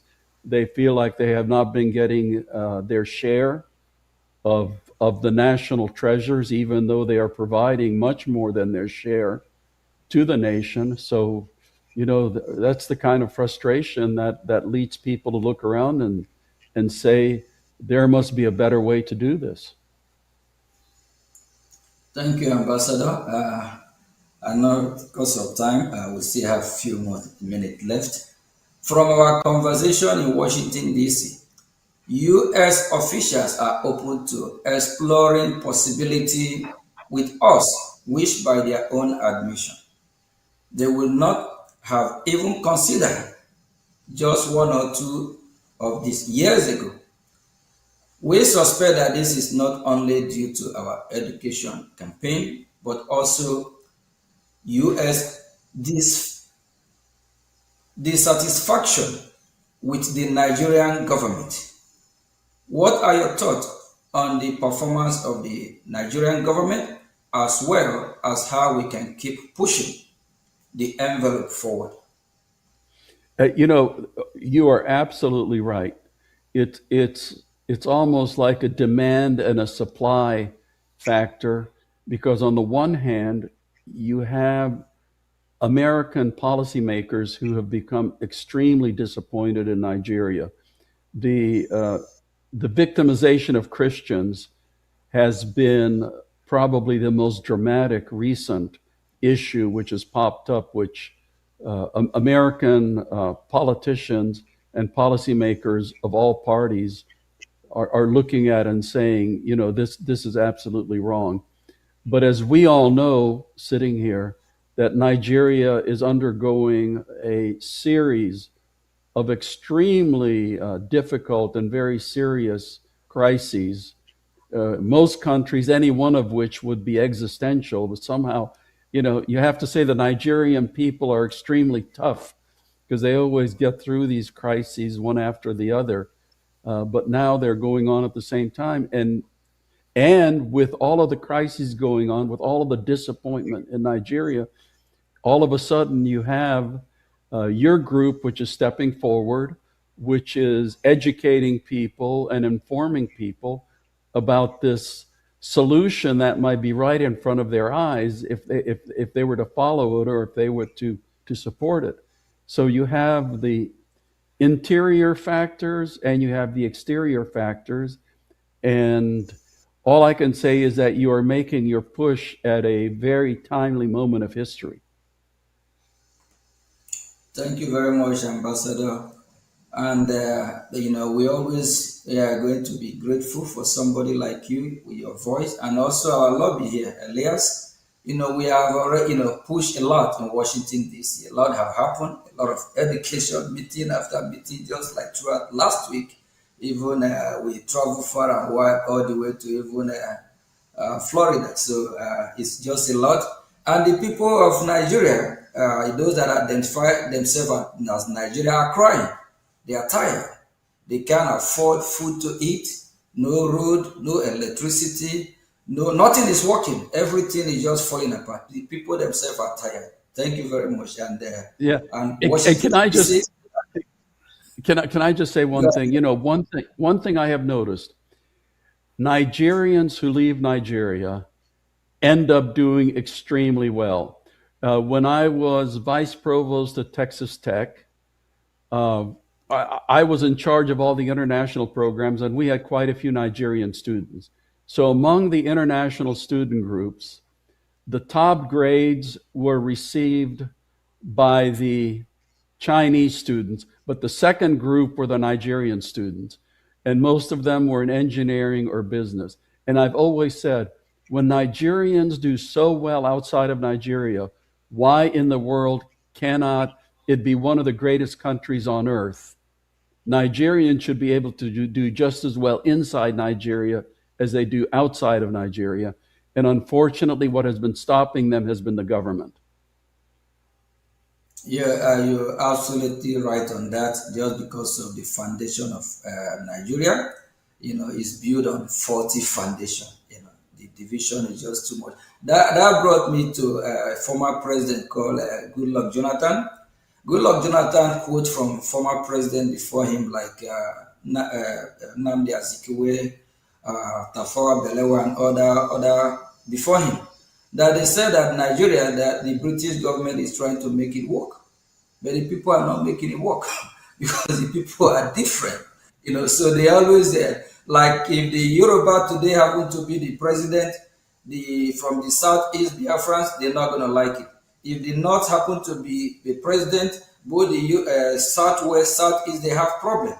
Then if it just don't just work. So I think the best thing is ours to go our separate way, and that's where it's heading to. Thank God that the US is doing what they're supposed to do as leader of the free world now, and I'm so happy because going to Washington for the past 2 years, Elias have really taken me on a journey. We have a lot of meet a lot of US. Actually, we have met with you, I believe, 3 or 4 times too. So, and what we hear coming from Washington, they are now beginning to shift, move from how they think about Nigeria before, because now they find out it's not going to work. Thank you very much, Ambassador. And just one thing I want to add, Prime Minister, too. I think another timely aspect, and Ambassador, you might find this interesting, is that unlike in the 1960s during the first Biafran civil war, when you had a strong sense of Nigerian nationalism, because so many communities throughout Nigeria had been marginalized, unlike in the 1960s, a lot of Nigerians outside of Biafra, people from other tribes and other regions of the country, are not opposed to what the Biafrans are doing because they themselves have been victims of either bad governance in Nigeria or have been victims of terrorism and these general plights.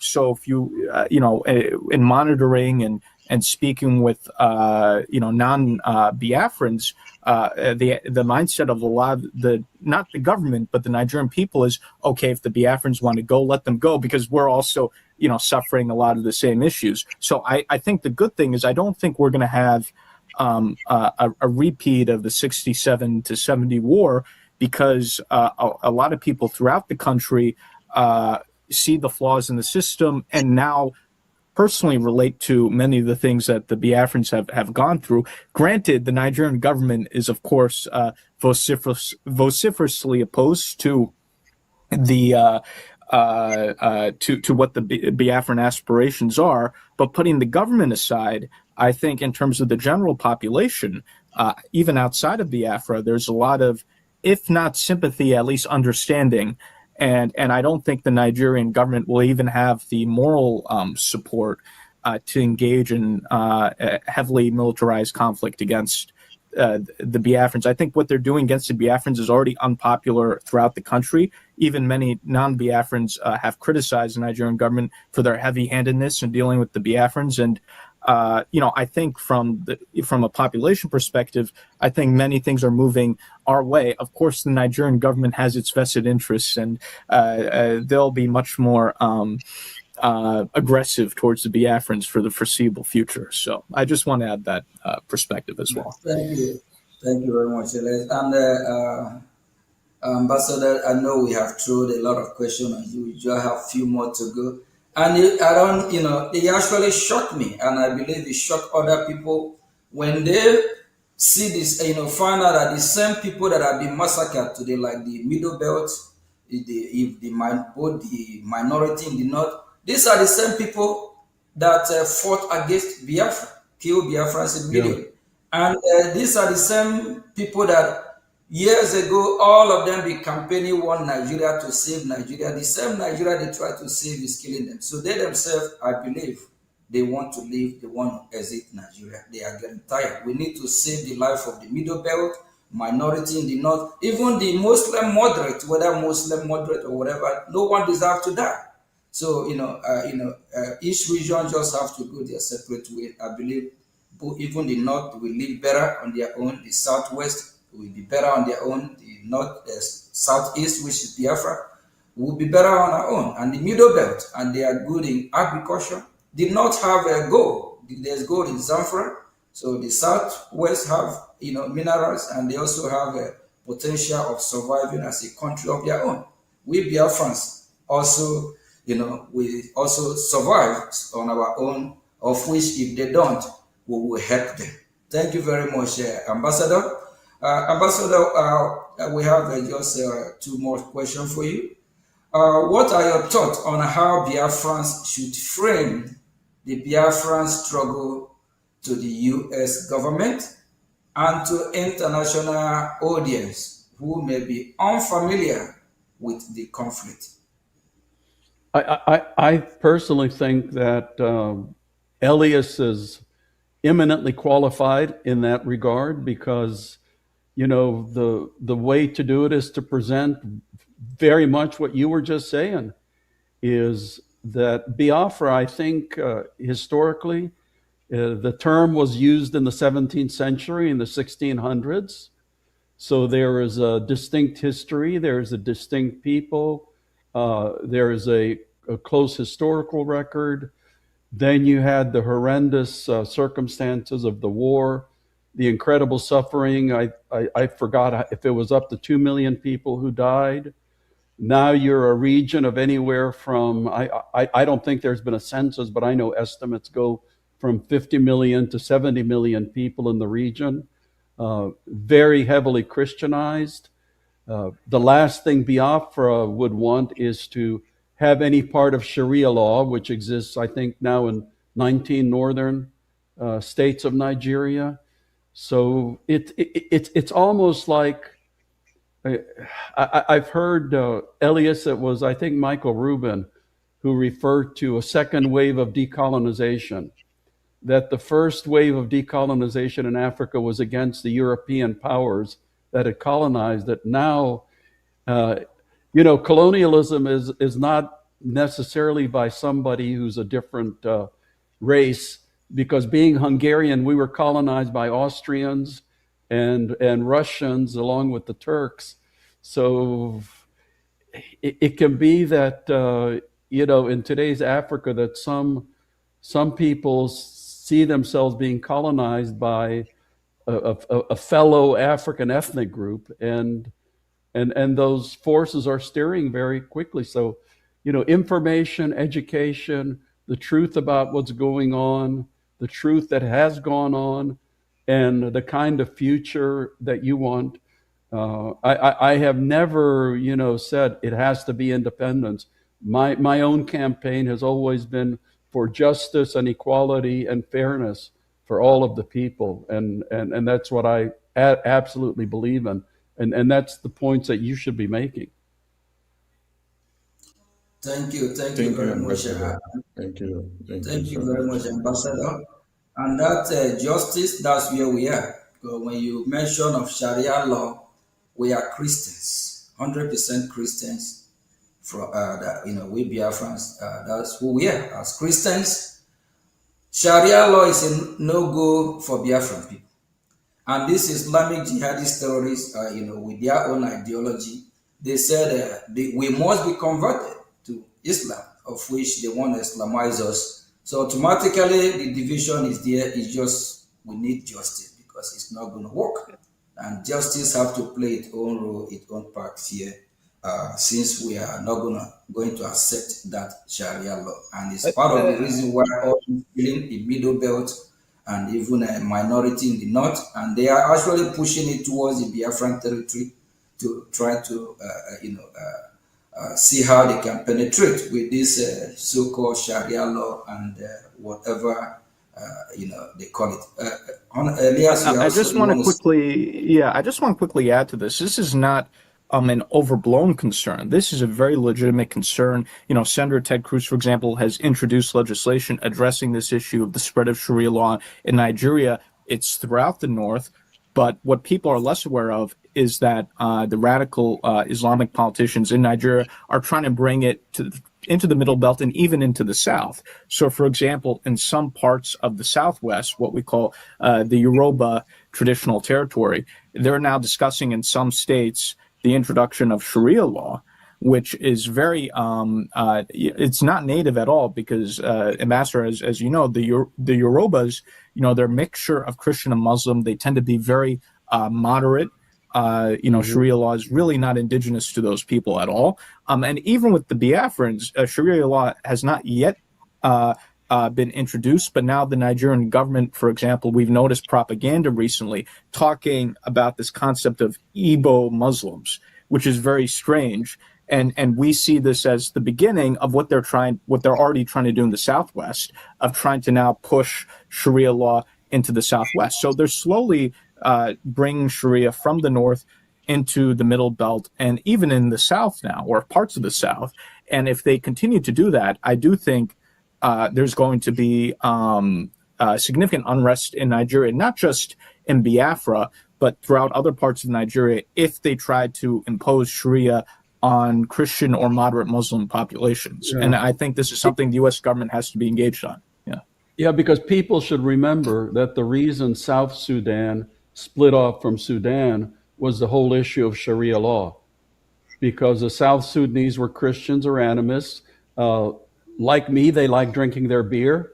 And when the extremists tried to implement Sharia law, that really added to the desire for separation and freedom.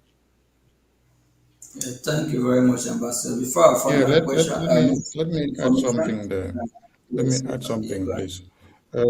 Ambassador, do you think with the Nigerian Constitution of 1999 having the Sharia law, since then down to this time, with the numbers of massacre of babies, women, and children that have gone so up to this very point, which also necessitated Senator Ted Cruz Accountability Act legislation invoked.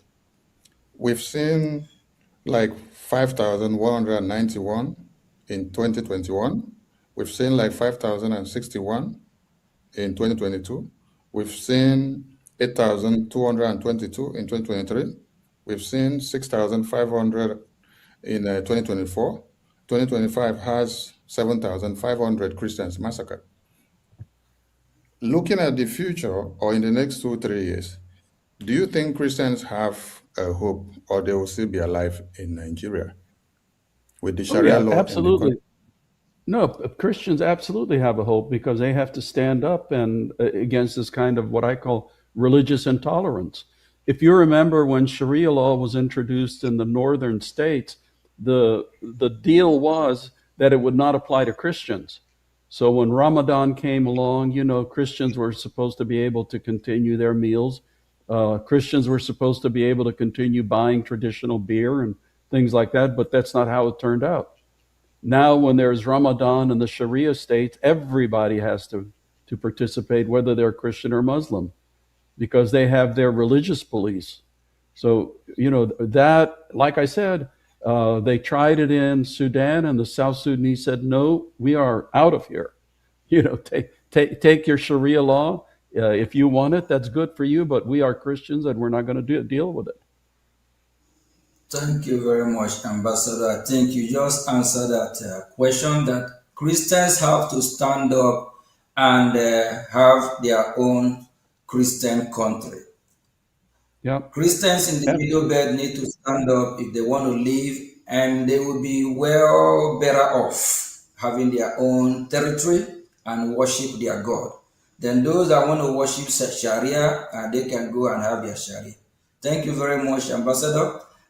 Finally, what message would you like to send to the Biafran people and supporters around the world regarding international advocacy and the path forward?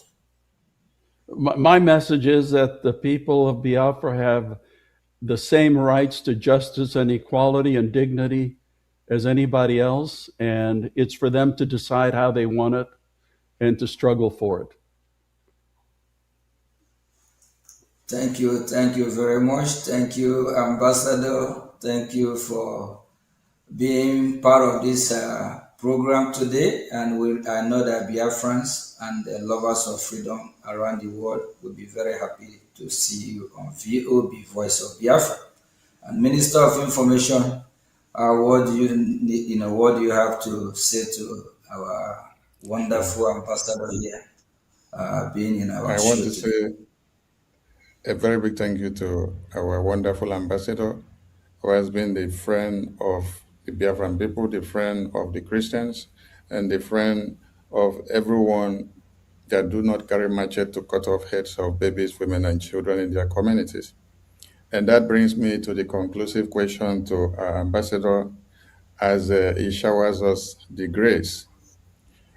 Nigeria pays terrorists and reintegrate them into their military formations. Some people may be asking, if Nigeria wants to emulate America, where are they copying this kind of habit from? Is it okay for Nigerian government to pay terrorists and reintegrate them into the military formations? When I went through some documentaries the last time, they said they are trying to use the terrorists by reintegrating them into their military formations to go after another terrorist. And these are the same terrorists that ruined their plan before they go out to attack the other terrorists. What do you have to say about this? Because I would have loved to hear if America is reintegrating the ISIS or the Al-Qaeda into the U.S. Department of War. Thank you, sir. So do you turn the hyena into a guinea fowl by bringing the hyena into the guinea fowl house? I don't think so. Ambassador, what is that not the same playbook of Afghanistan by Taliban, right? Yeah, no. Anyway, listen, thanks so much for having me, and God bless you, and God bless your struggle. Thank you very much. Thank you. Thank you. Thank you. Bye-bye. Thank you very much for having you. Thank you. Thank you. Okay, Biafrans, we just, is this not wonderful?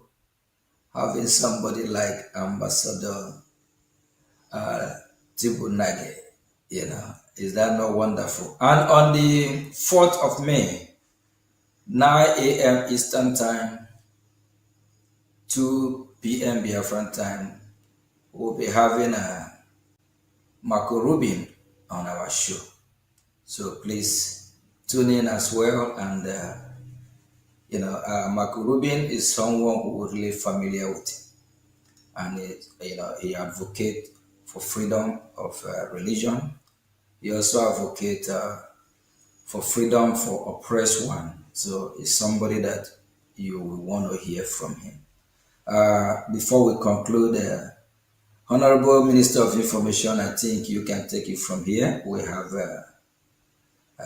have few, still have very few time. Then Elias, I think Elias, you go first before Minister of Information. You know, he's the information minister, so he can wrap it up, and he will be the one to say we should stay or continue because we are here in his territory. Thank you very much. Well, thank you, my honorable ministers. This was indeed a very historic and enlightening interview with Ambassador Tibor Nagy, who's a very storied diplomat here in Washington, D.C., who's played a critical role on U.S. policy in Africa. This was indeed an extremely historic interview, and I'm very proud of both of you and appreciative to the ambassador for his generosity in participating in this program. Thank you very much. Minister of Information. Thank you so much. I don't know how to express my appreciation because every day we are making it work and we are making it better.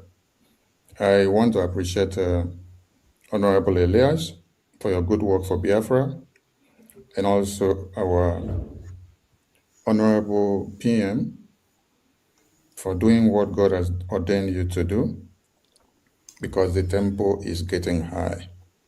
So if ambassadors of America are telling you that reintegrating a terrorist into your military formation is a no-no idea, then it means Nigeria got this recommendation from a madman.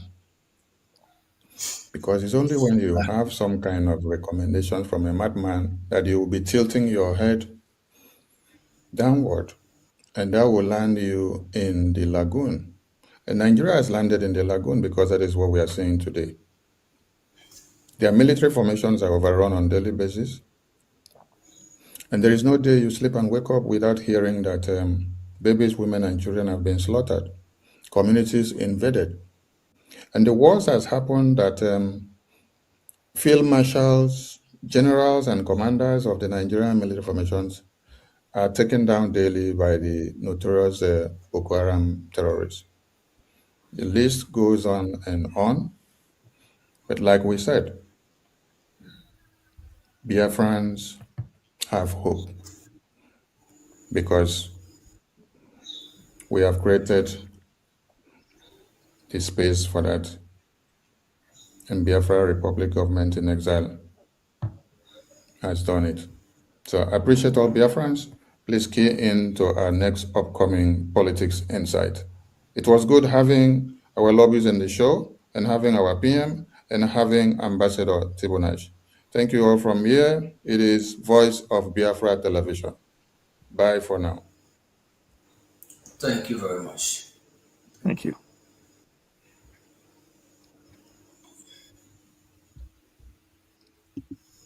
Oh, no,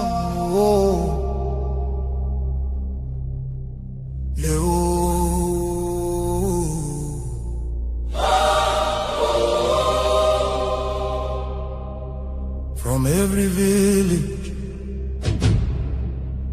every city, from homeland to diaspora, hope is rising again.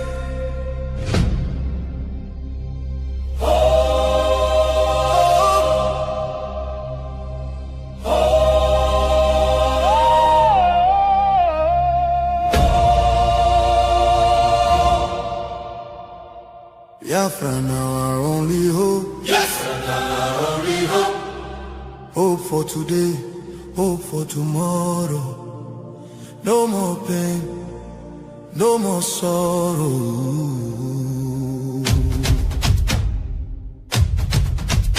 Ha! We bring better news, make you head on clear. We get hope, now Biafra we dey see ya. Beautiful nation, shining bright justice and fairness. Now the light. Biafra go be one beautiful nation. Every Biafran go enjoy true freedom. Fine, fine country, shining nation. Justice and fair, justice and fair. Everybody equal, one love for rich and poor. Leader or citizen, no different. Justice go speak with confidence. No pressure, no discrimination. Rule of law for the nation. Truth and justice go reign forever. Biafra go get strong and better. Where your home? Biafra. Who be your home? Biafra. Waiting be your country. Biafra. No more suffering and smiling. No more fear, no more hiding. Respect and dignity for all. Every citizen standing tall. Free education, rich university, healthcare for every community. No more dying, because no money. Life go better for everybody. Biafra now our only hope. Biafra now our only hope. Stand up now, make we claim our Biafra now our destination. Women go deliver safe for hospital. Citizen go get support every month. Better roads go connect every city. Modern railways and airport. Clean water go flow for houses. Electric light go shine every night. Security go protect every family. Day and night. Everything go right. You fit waka free for midnight. Go your road without fear. Kidnapping and violence disappear. Peace and progress everywhere. Mama and papa go get retirement benefits. Nobody go kill you for Biafra and go free. Now wahala, the person don't buy for him head. Oil and gas beneath our ground. And the people where get the land go control them. Resources go serve the people. Prosperity go spread for all. Anything we do for our land. Now our citizens go manage them. Development go reach every corner. Nobody go suffer again. No vote buying, no rigging game. Election fair and play. One woman, one vote. One man, one vote. Your voice go matter every day. Biafra now our only hope. Biafra now our only hope. Hope for today. Hope for tomorrow. No more pain, no more sorrow.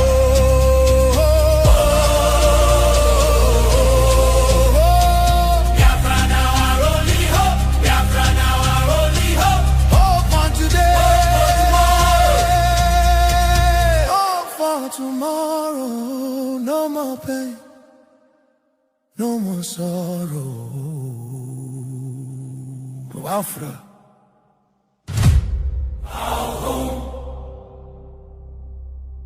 Our country, Our future. our future. Biafra now our only hope.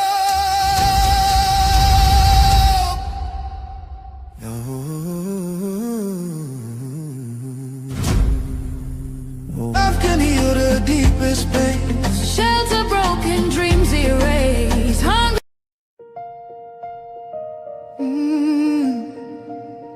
Can you hear the cry from the broken land, from the wounded hearts? Nigeria, they bleed, people they cry, tears for the ground. Nobody asks why. Over 7,000 souls don't fall. Every single day, we still they call. Churches burning, hope fading fast. Since 2009, the pain don't last. 50,000, maybe more. Heaven they count every single soul. Children without home tonight. Mothers praying through the night. Fathers lost no strength to fight. Who go stand for what is right? Stand for love, stand for life. Be the answer in this time. You can have to wipe their tears. You can calm their fears. Give a hand, don't turn away. Be the light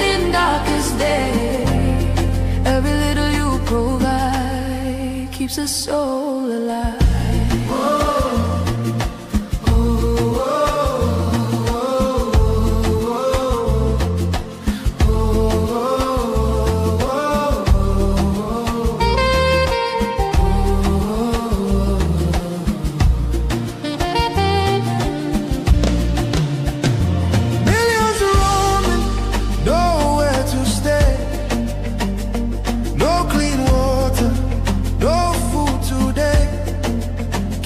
Voices crying in chains, silent echoes filled with pain.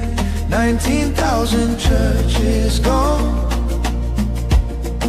but faith still rising, holding on. In the ashes, hope remains. Love can heal the deepest pains. Shelter broken, dreams erased. Hungry hearts we can embrace. Let compassion take its place. Now's the time to show His grace.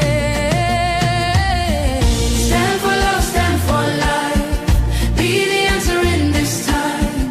You can help to wipe their tears. You can calm their fears. Give a hand, don't turn away. Be the light in darkest day. Every little you provide keeps a soul alive. Food, water, shelter, hope. You can be the miracle they pray for. You can change a life today. No matter how small it seems, your love can rebuild their dreams. Together we can make a way. Keeps us all alive.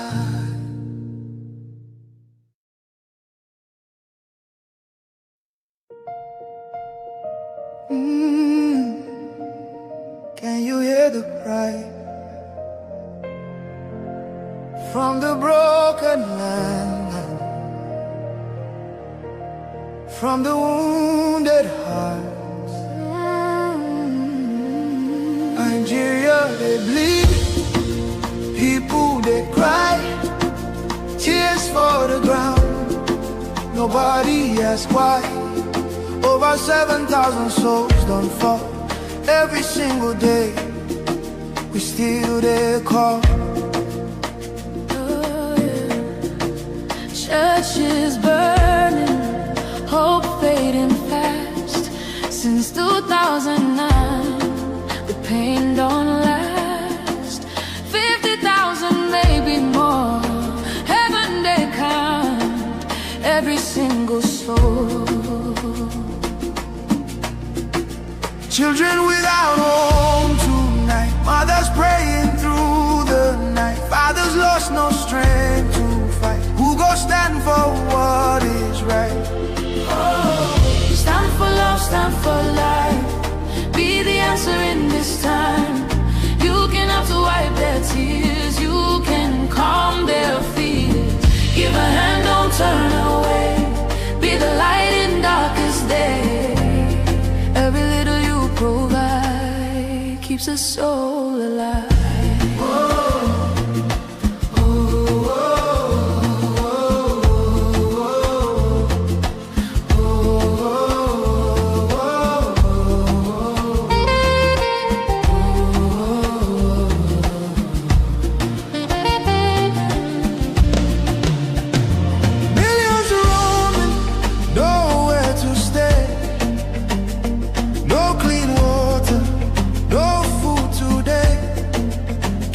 Voices crying in chains, silent echoes filled with pain.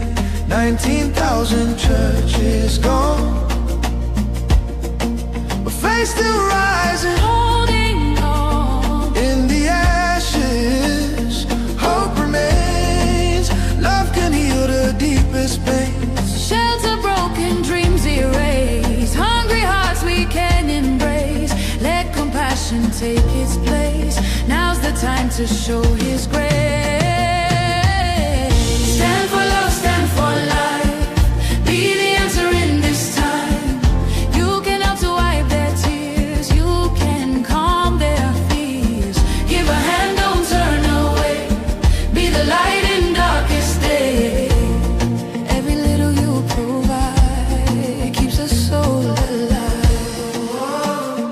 food, water, shelter, hope. You can be the miracle they pray for. You can change a life today. No matter how small it seems, your love can rebuild their dreams.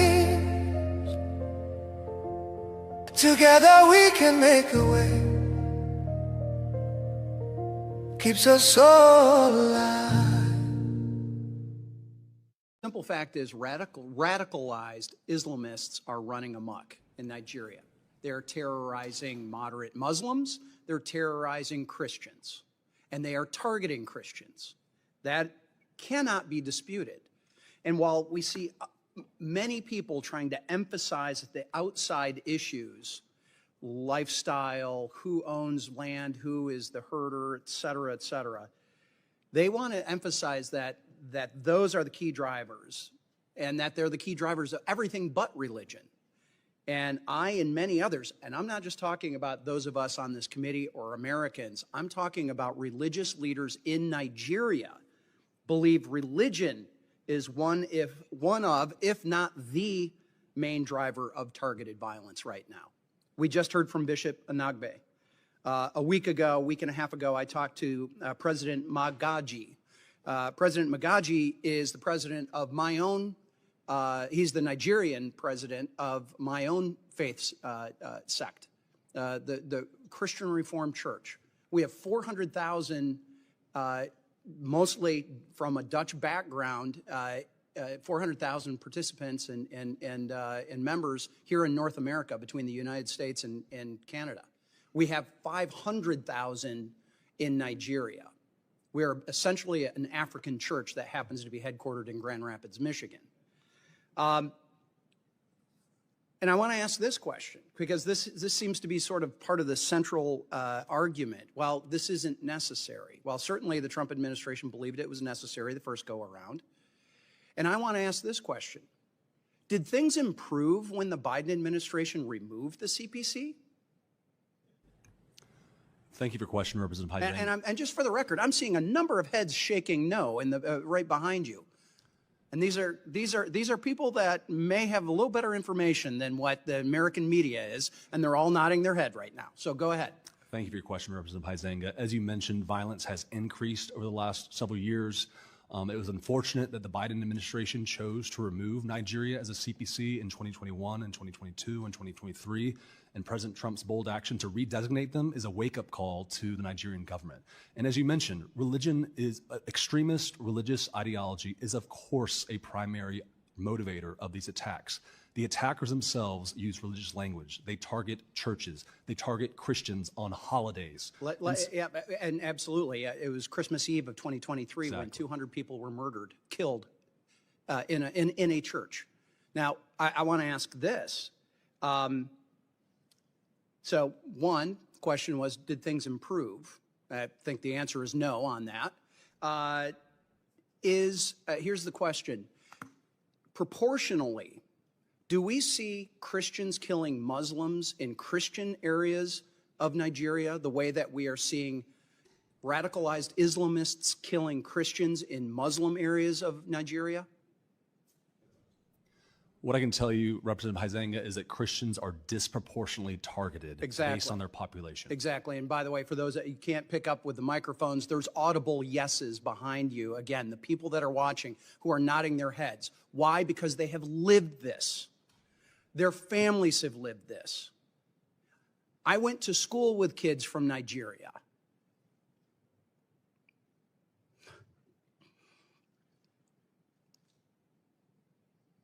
I've got neighbors who've been missionaries there, who have family there, who have friends there, who know this is going on. Yet we've got not just the mass media, we got people within the Congress denying that this is happening, or certainly de-emphasizing it. It ought to be outrageous that it is Christians, moderate Muslims, anyone being terrorized by these radicalized Islamists in Nigeria, and we've got the Tinubu government sitting back and not doing enough. And I recently just was interviewed by Nigerian television, Arise TV. And that was really their question. Is the Tinubu government doing enough? And I had to answer, no, they are not. And I do not understand how a delegation can come here to the United States and downplay and come up with all of these other excuses as to why this is allowed to happen. It should be rejected and should be called out for what it is. And I've got a couple of other questions that my time has expired that I'm going to have to go and ask for them in written responses. But one of them I need to highlight is in Benue State, there's 1.4 million people who are considered internally displaced. Understanding that the administration has supported refugee assistance in dozens of other countries since taking office, what humanitarian assistance support are you providing or plan to provide to the IDPs in Benue and Taraba states, where many of those Christian communities reside? And I'll have to take the answer in writing.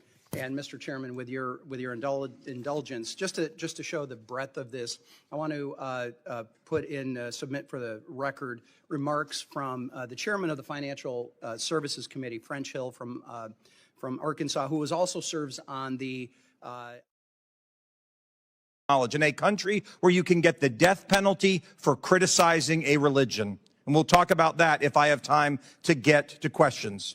That is not okay. That is not acceptable. That is not a value that America should ever stand by and allow. We are allowed to have whatever opinions we want in this country, no matter how reprehensible they may be. We should demand that from others if they wish for our aid and assistance. But what I'm most tired of is the delusional belief that if we all just sit down around some sort of hypothetical drum circle, as I heard earlier, that we can resolve our differences. People are being killed, and it requires people to stand up and use force to keep them and to make them safe. I'd like to ask the ambassador, since 2009, it's believed 19,000 Christian churches have been destroyed. My question to you is, was that a coincidence? Were they just like randomly targeting buildings and these 19,000 buildings happened to be churches, or were they targeted because they were churches? Thank you for the question, Congressman. As my colleague has said, and the Trump administration strongly believes that there has been a disproportionate number of attacks on Christian communities, which is the reason for the designation. Okay. And so let me follow up with this. Why do you think Joe Biden decided, given this was going on, we're all good, we're taking this away, everything's going to be fine now? What led to this delusional strategy that led to the deaths of Christian people? I can't speak to that decision. What do you think? I would say that there was probably a discussion around strategic interests, but the performance did not achieve the result intended, which is why this administration has made a decision that we need to see more performance in this area in terms of security for all Nigerians, but especially to tackle this particular problem. Okay. I'd like to ask Mr. McGee a question. What is the administration's position, and how strongly have you encouraged the Nigerian government as it relates to blasphemy laws? You know, this idea, you talked about problems that people are having there. They go to jail for years because of their words, because of their criticism. Not saying I agree with their criticism all the time, but all they're doing is they're not threatening anyone, they're not killing anyone, but somehow they go to jail for blasphemy, something unfortunately many people moving to this country want to impose on us here. What has the administration done to say to that, that's not okay, we're not going to abide by that? So it is unacceptable in a free and democratic society to have blasphemy laws, period. They are not only imposing on somebody's free speech, but they're also imposing on the right to practice their own religion freely. And when blasphemy laws are used as a tool by the mob, or bandits, whatever you want to call them, to attack Christians, it shows that blasphemy laws are a problem per se. It's one of the reasons, one of the many reasons why the Trump administration opposes these laws, and it's one of the reasons why Nigeria is on the CPC list, because these Sharia laws are being used as a bludgeon against Christians oftentimes. Well, I want to thank you both for being here, and I will close by thanking President Trump for being willing to go after Muslim terror wherever it rears its ugly head around the world. Thank you, Mr. Oh, no.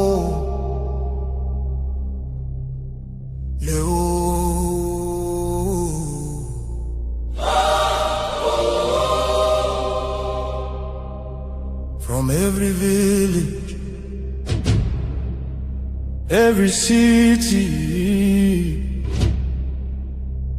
from homeland to diaspora. Hope is rising again.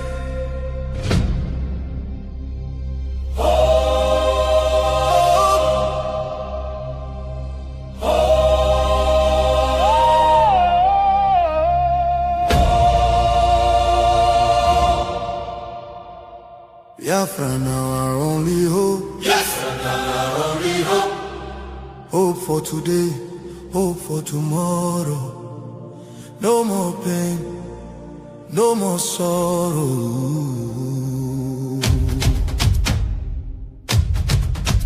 Ha! We bring better news, make your head on clear. We get hope, now Biafra we dey see ya. Beautiful nation, shining bright justice and fairness. Now the light. Biafra go be one beautiful nation. Every Biafran go enjoy true freedom. Fine, fine country, shining nation. Justice and fairness. Justice and fairness. Everybody equal, one love for rich and poor.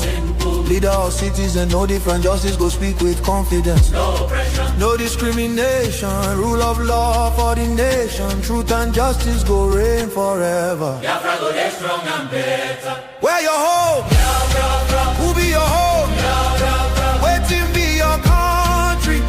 Biafra. No more suffering and smiling. No more fear, no more hiding. Respect and dignity for all.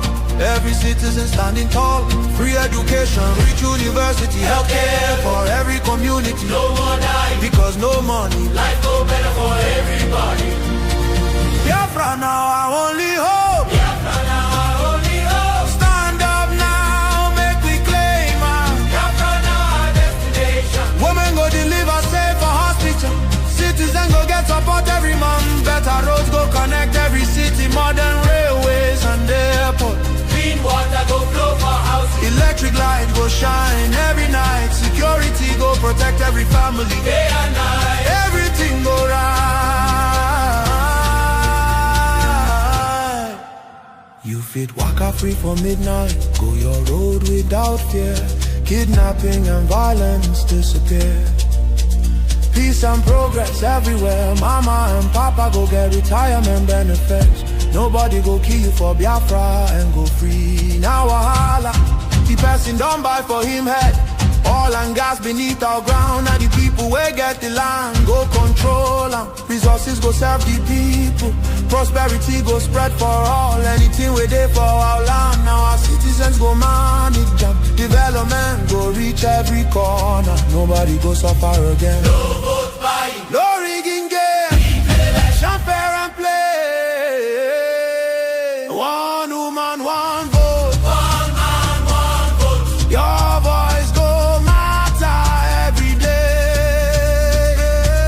Biafra now our only hope. Biafra now our only hope. Hope for today. Hope for tomorrow. No more pain, no more sorrow.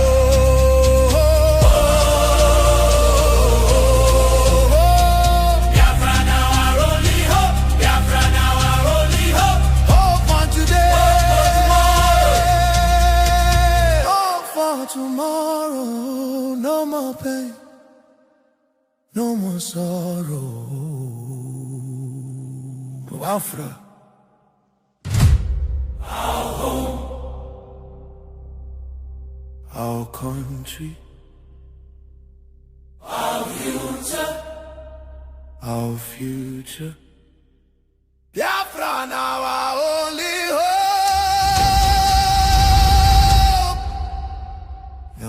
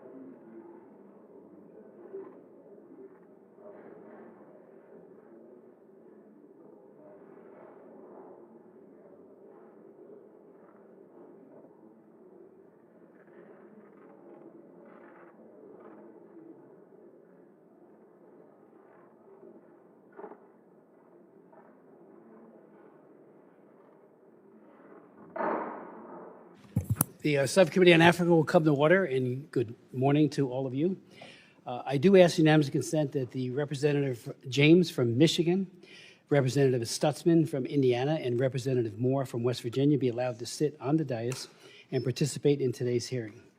Without objection, so ordered. I yield myself such time as I may consume, and I welcome my ranking member. Thank you. Good to see you too. Good to see you too. I want to welcome all of you to this very critical hearing on the systematic and accelerating violence against predominantly Christian communities in Nigeria. For the record, this is my 12th hearing focused exclusively on Nigeria, with scores of other hearings on human trafficking, religious freedom, food insecurity, human rights focused in part on Africa. I've led 3 trips, human rights trips to Nigeria. I want to thank our distinguished witnesses for being here today to bring light and scrutiny to this unfolding religious freedom catastrophe and to proffer ways to mitigate and to end the violence and the hate. Nigeria is ground zero, the focal point of the most brutal and murderous anti-Christian persecution in the world today. Moderate Muslims who speak out against the radical Islamists or refuse to conform with the serial killers are murdered as well. I applaud President Trump's recent decisive action to redesignate Nigeria as a country of particular concern for engaging in and tolerating severe violations of religious freedom. One of our witnesses today, Bishop Wilfred Anagbe from the Diocese of Makurdi, testified before our subcommittee last March. He said, in part, militant Fulani herdsmen are terrorists. They steal and vandalize, they kill and boast about it, they kidnap and rape, and they enjoy total impunity from elected officials. None of them have been arrested and brought to justice, close quote. Today, by Zoom, Bishop Anabe will say, in part, on the 13th of March, 2025, when I last appeared before this committee, I warned that the situation was dire and demanded urgent attention. Tragically, the past half year has proven those warnings understated. The continued attacks on vulnerable Christians, villages by the Fulani ethnic militia, and their counterparts, both in the middle belt of Nigeria and elsewhere in the country. In my own diocese of Makurdi, you are all familiar with the massacres of Saturday, the 13th of June in Yalawada, where 278 persons, men, women, and children were killed in a manner too gory to describe here by people shouting Allah Akbar, while slaughtering their victims. It took the prayer of the Holy Father, Pope Leo, on Sunday, the 14th of June, for the government of Nigeria to even acknowledge this evil. Even so, the federal government still seeks to downplay the numbers and has yet to properly care for the survivors, even as I speak, as he will be speaking momentarily by way of Zoom. Abductions of the clergy and laity remain rampant. Priests and pastors are prime targets for elimination. In 2015, one of our colleagues, a member of this subcommittee and also this full committee, I should say, and of Foreign Affairs, and a former House colleague and Green Beret officer, and now U.S. Ambassador to the United Nations, Mike Waltz, he was deployed in 2015 to Nigeria as part of a Nigerian, he was part of the Special Forces to provide training and security assistance to the Nigerian Navy SEALs in their fight against Boko Haram. During this time there, he said yesterday, a couple of days ago, more than 300 girls were reported missing because of Boko Haram's extremist violence. Working alongside his team, Ambassador Waltz supported Nigerian SEAL operations that ultimately helped rescue many of these girls from the oppressive conditions imposed by Sharia law. This past Tuesday, Ambassador Waltz also said at a special seminar on Nigeria that the situation in Nigeria now has only grown more dire. He went on to say, churches burn, mothers bury their children for the crime of singing Amazing Grace, pastors are beheaded for preaching the Sermon on the Mount, and entire villages awaken to gunfire simply by calling Jesus their Lord. This is not random violence. It is deliberate persecution as northern militant groups enforce Sharia law and unleash targeted attacks on Christian communities. He also pointed out, and it was this week, that 25 girls went missing, many of whom who will now vanish and have vanished into the dark underbelly of extremism end sex slavery. Make no mistake, these ongoing attacks are based on religion, and diverting attention from it denies what we have seen with our own eyes. Yeah, there may be other factors, but religion is driving this. Kill the infidel. We see it in other places, and we're seeing it now, sadly, in Nigeria, and it's been going on for many, many years. 13 years ago, in this room, 2012, I chaired a hearing focusing on the slaughter of Christians by Boko Haram, and the Assistant Secretary of State for African Affairs, Johnny Carson, testified at that hearing and said, and I quote in part, that the phenomena of Boko Haram is one of discrediting the central government in power for its failure to deliver services to the people. I asked him at the time, are you kidding? I responded by asking why Boko Haram abducts and rapes Christian girls and uses force and coercion, even death, to convert Christians to Islam. On a trip to an IDP camp in Jos, I met many survivors. One man who we had testify here, named Adama, who they took him out of his house. His wife was screaming, please don't hurt my husband. They put a AK-47 to his cheek and said, you renounce your faith or we'll kill you.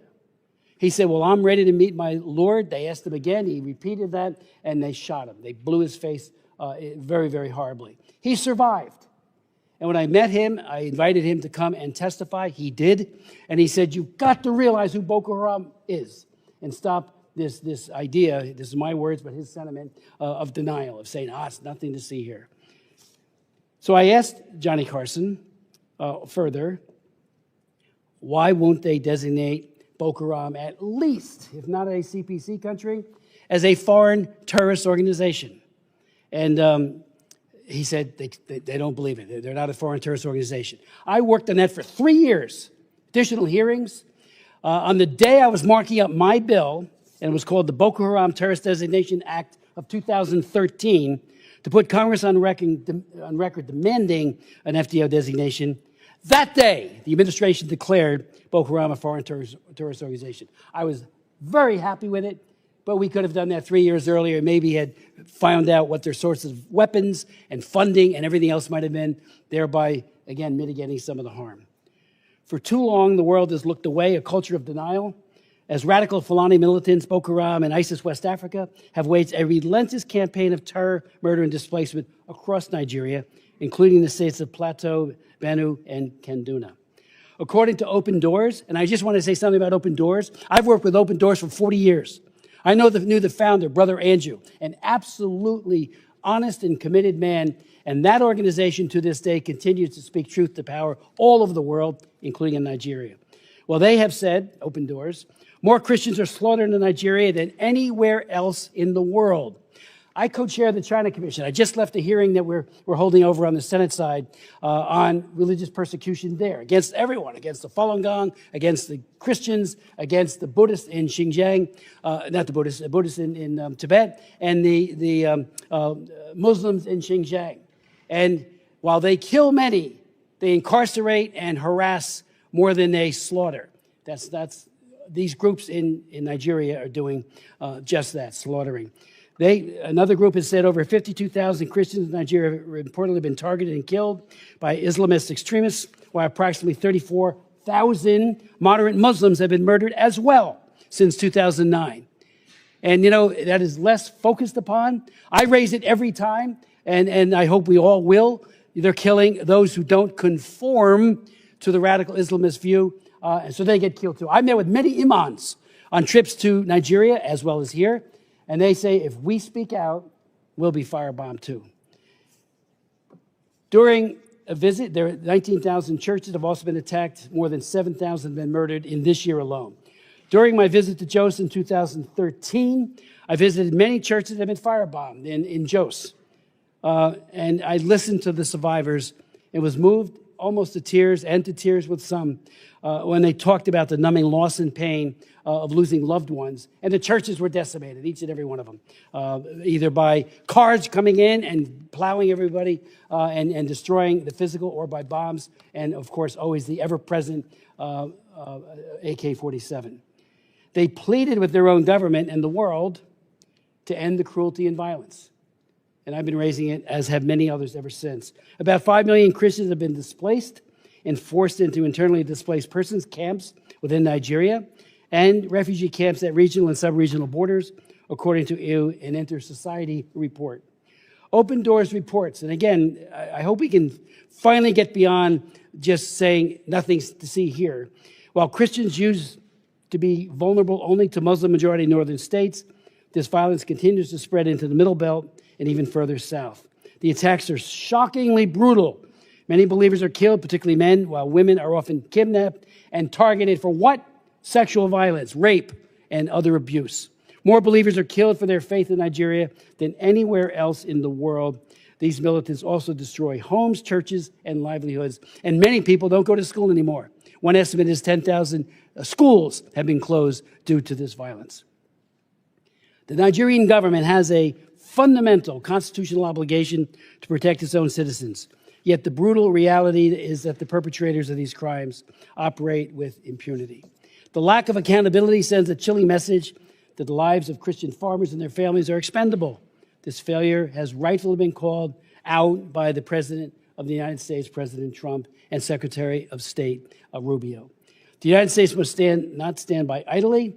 I've introduced resolutions, and others have been introduced as well. HRes 82, I had done that previously on 82, asking that the Biden administration, we had an interesting conversation and debate on that resolution. It did pass 26 to 21. And part of the argument that was made by Mr. Meeks and my very distinguished colleague to my left is that it's the President and the Secretary of State that needs to make that call, not us. I think we can encourage something. That's what it did. But nevertheless, now they've made the call. And I think we need to, double down and try to stop this. HRes 860, which I've introduced, also calls on conditioning U.S. foreign assistance, and it must be tied to progress from the Nigerian government in preventing persecution, prosecuting perpetrators, and protecting all communities. Second, it would provide direct humanitarian assistance, especially the faith-based groups working on the ground in the Middle Belt. What we're hearing is that it's not getting through. People are hungry, so we need to make sure that they're helped. And third, we must impose targeted sanctions pursuant to the Global Magnitsky Act, using visa bans and access freezes against individuals and entities responsible for these gross human rights abuses. President Trump, as I conclude, said, Christianity is facing an existential threat in Nigeria. The United States cannot stand by while atrocities are happening in Nigeria. I yield to my good friend and colleague, Ms. Jacobs. Thank you, Mr. Chairman, and thank you to all of the witnesses who are going to be testifying today on conflict and religious persecution in Nigeria. I'm very much looking forward to the conversation we'll have with Ambassador Pratt and Deputy Assistant Secretary McGee, as this committee is long overdue to hold a hearing with Trump administration officials. The African continent continues to be both increasingly important and increasingly overlooked. The continent is the youngest in the world, and in Nigeria alone, 70% of the population is under 35, and 40% is under 15. So it represents the future generations who will continue to lead and solve the world's problems. Nigeria has a unique position as a bellwether, as Africa's largest economy, most populous nation, and a significant actor in the region and on the world stage. And meanwhile, Nigeria is facing its own challenges, like rising insecurity, shrinking freedom of expression, and a struggling economy. So let's talk about the very real conflict and violence happening in Nigeria. Nigeria is facing multiple different security challenges in various parts of the country, including violent extremist groups in the northeast, criminal banditry in the northwest, and across the country, farmer-herder conflict in the Middle Belt, and other intercommunal violence in central and northern regions. Several factors are driving these conflicts. Yes, ethnicity and religion play a role in some cases, but other dynamics like poor governance, resource competition, climate change, and population pressures are important drivers that need to be addressed. I appreciate the chairman's passion on this and his long work on Nigeria. I think it's a distortion to say that what we're trying to say is that there's nothing to see here. In fact, there is something to see here. There is very real conflict and violence that we need to address. I've been working on addressing conflict in Nigeria since 2013, 2014, when I was part of the counter Boko Haram strategy at the State Department. The violence impacting both Christian and Muslim communities is real, and the Nigerian government can and should do more to address it.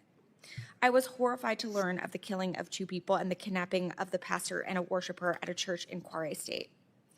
And this came only a few days after, as the chairman mentioned, criminal bandits kidnapped 25 girls in Kebbi State.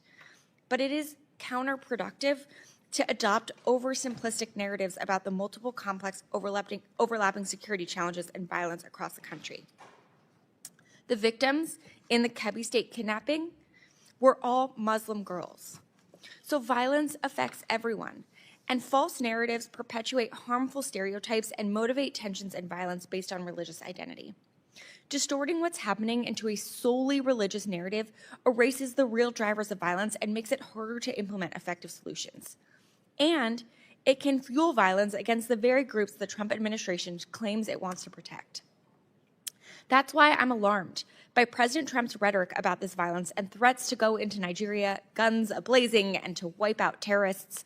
We are already receiving reports of increased tensions between Christian and Muslim populations following this rhetoric. President Trump's threat is reckless, and any unilateral military action in Nigeria would be illegal. Congress has not authorized force in Nigeria to protect Christians, and any action without Nigeria's consent violates international law. We also know that a military-first response won't actually address the violence and will do very little to protect Christian communities. As I said, I worked on Nigeria policy since I was at the State Department in 2014, so I know firsthand these security challenges are multifaceted and they require a holistic approach. A military-led approach risks more civilian casualties and impunity, which will only fuel violent extremism more. So we need to use more tools from our foreign policy toolbox if we're serious about helping Nigeria protect its citizens. That means we need to leverage diplomacy and engage with Nigeria on how we can help support their response while pushing for important reforms within Nigeria's institutions. We also need to utilize foreign assistance to fund programs to help prevent violence and address conflict drivers. But the Trump administration so far has hobbled these tools. On the diplomatic front, while I'm glad to see Ambassador Pratt will be here representing the African Affairs Bureau, we still have yet to see even a nomination for an Assistant Secretary for Africa. And we don't have a Senior Director for Africa at the NSC either. There are several emergent conflicts in Africa, including in Nigeria, but also in Sudan, DRC, and across the Sahel and in Ethiopia that demand high-level, consistent, and substantive engagement. Occasional attention from the president, while most of the time welcome, won't be enough to see lasting results on all of these different crises. And on the development front, President Trump's dismantling of USAID and cuts of hundreds of millions of dollars worth foreign assistance in Nigeria is worsening the violence. For years, the United States has supported Nigerian institutions, civil society, faith-based leaders, and researchers to address the conflict, violence, and religious freedom challenges. These programs proactively prevented and directly addressed the violence this administration is now concerned about. For example, a recent article in DevX highlighted a program that Secretary Rubio terminated, which has left a void in communities that suffer violence. Mr. Chairman, I ask unanimous consent to submit for the record a DevX article titled "The Cuts That Bleed: What Happens When Peace Programs Go Dark." Thank you. This article focuses on a former program implemented by Search for Common Ground, a peace-building organization that provided critical early warning in communities in Yelwata, a region in Nigeria's Middle Belt, where conflict and violence have erupted between Muslim herders and Christian farmers. This early warning program was responsible for fewer violent incidences before Secretary Rubio terminated it. In June, this same community was left in a lurch without this extra early warning support when an attack happened in Makurdi. Nearly 200 people were killed, hundreds burned alive in their homes and market stalls torched, and almost 4,000 people fled. And this is just one example where the United States has abandoned communities with no explanation. I have another article, this time from the LA Times by former USAID Foreign Service Officer Daniel Morris, that details another program that was helping prevent violence, but was discontinued. Mr. Chairman, I ask unanimous consent to submit for the record an LA Times article titled "Trump Cuts Nigeria's Aid Back in March, Now He Wonders Why It's So Violent." Thank you. This article discusses a program called the Community Initiatives to Promote Peace that operated in northern Nigeria. It trained community elders, including religious and tribal leaders, in conflict resolution, and the results were impressive. After giving one group training and making another one a control group for 6 months, each group was asked if their communities experienced violence. Here's what the article says. Only 10% of people in communities that received negotiation training and dialogue meetings said yes, compared to 41% of people in communities that hadn't. The Nigerians in the treatment group reported feeling more secure, more likely to walk around their communities, and less likely to avoid certain areas than those in the control group. We don't always see these kinds of results. So the fact that we were and the administration eliminated this program is incredibly short-sighted and counterproductive given their apparent interest in this issue. So if we want the United States to help prevent and address conflict in Nigeria, we can't pull back and eliminate our tools like President Trump has done. I urge the administration to reverse these decisions, nominate people at senior levels to work on Africa issues, and commit to working on this seriously, not just through a few Truth Social posts. So I look forward to hearing the testimony of Ambassador Pratt and Deputy Assistant Secretary McGee on what the State Department is planning to do to address the violence in Nigeria and how it plans to partner with Nigeria on doing so. And lastly, while I'm glad we have our witnesses here to discuss Nigeria today, I would be remiss to not also raise Sudan, since this is our first time with the State Department witnesses in front of the subcommittee this Congress, and we still have not had a budget hearing. The situation in Sudan is horrific. And while I'm glad to see this war finally getting high-level attention from President Trump, I look forward to hearing from Ambassador Pratt about what the department's plan is to both make a deal that brings a lasting end to the war in Sudan and invest in a real peace process for the Sudanese people. Thank you. I yield back. We will now receive a testimony from Bishop Anabe. He is leaving for a major speech in Germany, and will miss his flight if we wait until thankfully our two very distinguished witnesses from state have agreed, because normally the protocol is they go first, and I do thank them for that. But I'd like to welcome Bishop Anagbe back. He gave very compelling testimony back in March, and we all appreciated that very much. But he is in Benue State. He was ordained a Catholic priest in August of 1994, and Pope Francis elevated him to bishop in 2014. So, Bishop Anagbe, the floor is yours. Thank you very much, Mr. Chairman, Congressmember Chris Smith. The Most Reverend Wilfred Chikwa Anagbe, Bishop of the Catholic Diocese of Makurdi, Benue, Nigeria. Before the House Committee on Foreign Affairs, African Subcommittee, November 20, 2025. President Trump's redesignation of Nigeria as a country of particular concern, CPC, a serious, well-founded wake-up call. I am here this evening talking that because I have the privilege of witnessing, the privilege of experiencing. I'm not talking as a privilege of opinion. Mr. Chairman, ranking members, distinguished members of the subcommittee, thank you for inviting me back to testify on the escalating crisis of Christian persecution and genocide in Nigeria.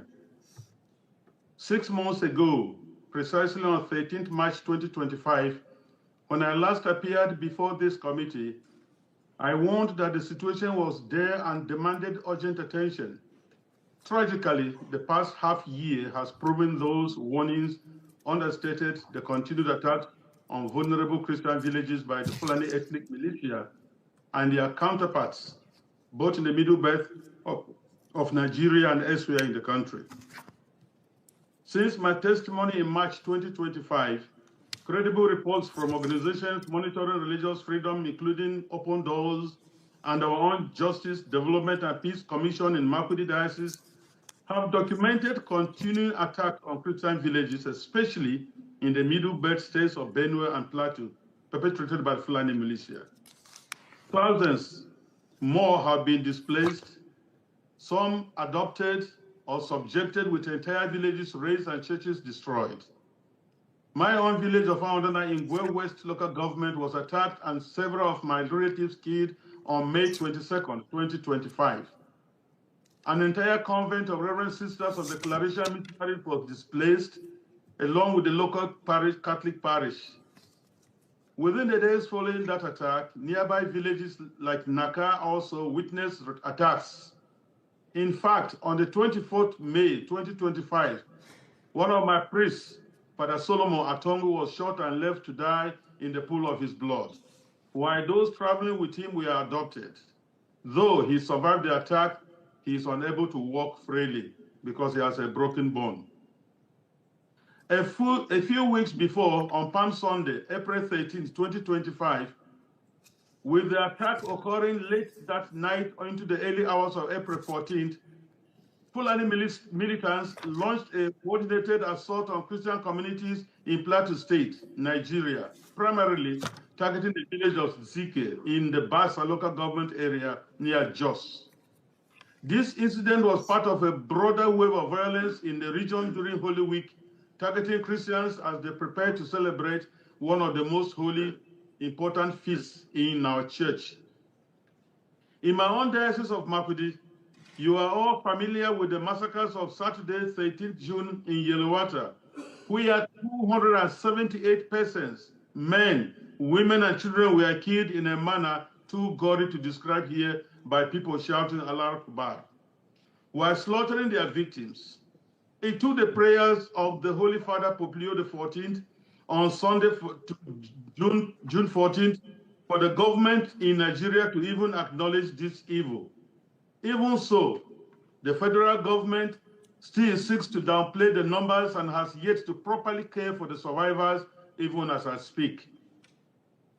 Adoptions of clergy and laity remain rampant. Priests and pastors are prime targets for elimination. On 17th November 2025, another priest from Kaduna Archdiocese was kidnapped while his brother was shot dead and others taken into captivity. On the same day, a school was attacked in Kebbi State with many kidnapped, and the vice principal of the school was killed. Reports are also rife of the capture of a brigadier general of the Nigerian army with some army officers and soldiers by the Islamists.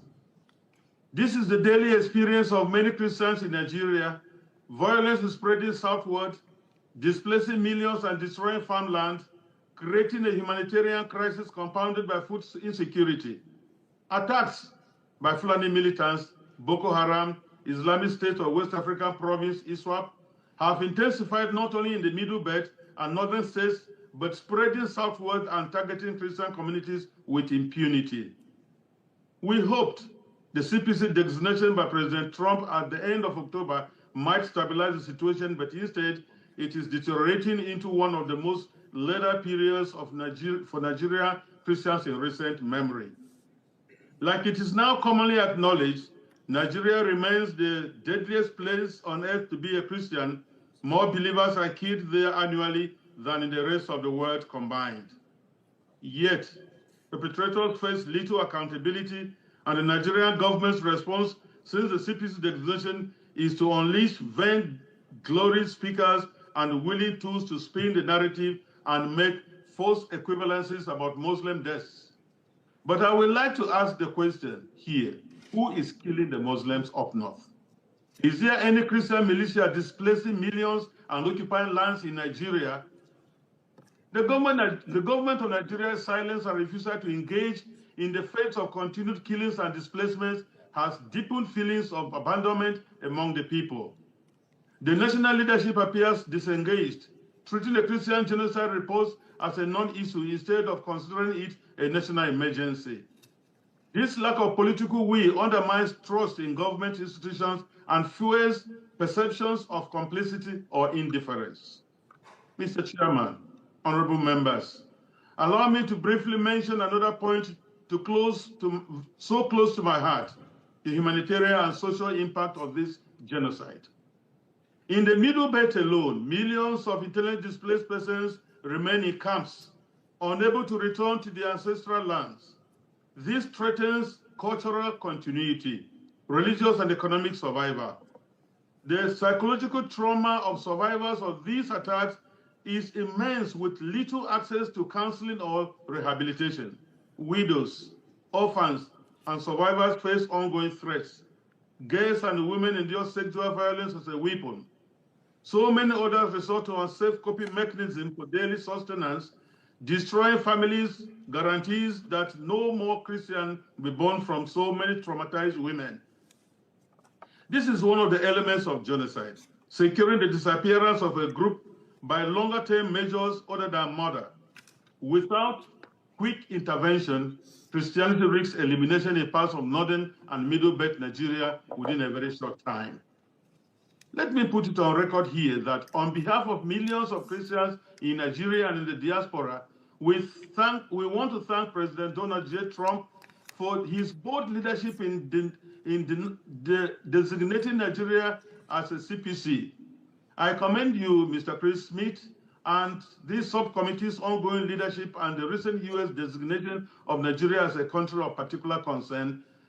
It is a vital step, but must be backed by serious action.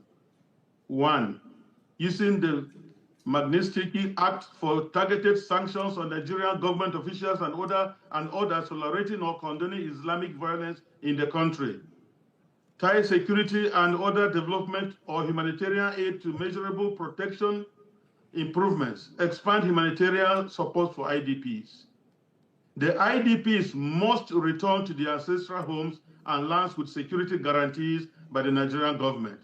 They must also be supported to rebuild their economic livelihoods and enjoy basic services such as education and sanitation.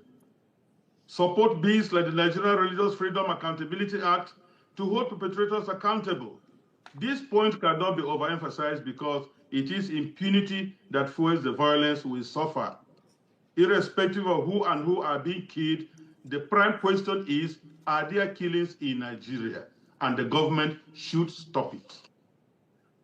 International advocacy, work with allies to press Nigeria at the UN and ensure discriminatory laws and blasphemy laws are eradicated or expunged from the Constitution. Closing call to action. The CPC designation has brought immense joy, hope, and spiritual resilience to communities under siege in Nigeria. The Christian faith-based organizations remain among the few sources of relief and encouragement, filling the vacuum left by government inaction. However, the church alone cannot stop the killings. It requires coordinated political, military, and humanitarian intervention. Mr. Chairman and members, the blood of Nigerian Christians cries out to you people. We cannot afford to wait any longer. Renew hearings, pass binding legislations, and use every tool of U.S. influence to demand change. America remains the only country in the world with an International Religious Freedom Act. America has a unique role in defending religious freedom globally. Please enact concrete actions according to the CPC designation. We all know that inaction emboldens the extremists even more. Thank you for listening. I welcome you for this. Thank you very much, and God bless you. Bishop Anabe, thank you so very, very much for your testimony, for your leadership at great risk to yourself and so many of your priests and diocesan folks. I do thank you, and I wish you well on your trip, and I hope you make your plane. Thank you so very much. It now falls to me as a great honor to introduce our two witnesses from the administration, and they're on their way in right now. Okay. While we're waiting for them to be seated, I would have. No, I got it. There you go. Good.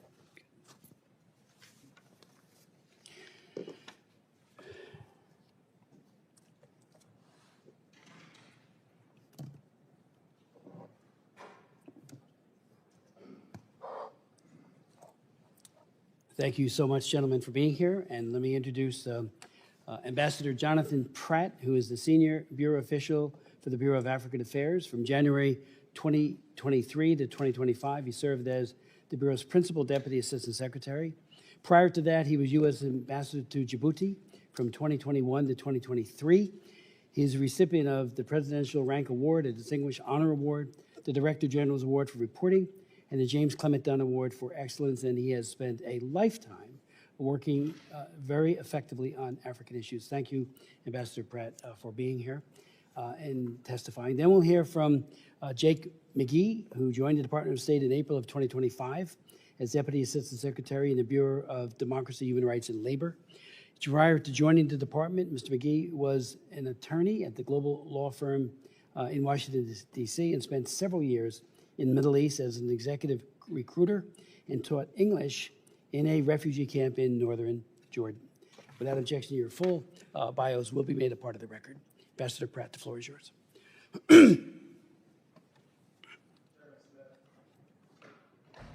Chairman Smith, Ranking Member Jacobs, and distinguished members of the subcommittee, thank you for the opportunity to testify today on the administration's redesignation of Nigeria as a country of particular concern under the International Religious Freedom Act. In June of this year in Benue State, Nigeria, Fulani militants armed with guns and machetes set homes and food stores ablaze and locked families inside burning buildings, killing over 200 Christians. Witnesses reported assailants shouting Allahu Akbar as they assaulted St. Joseph's Church.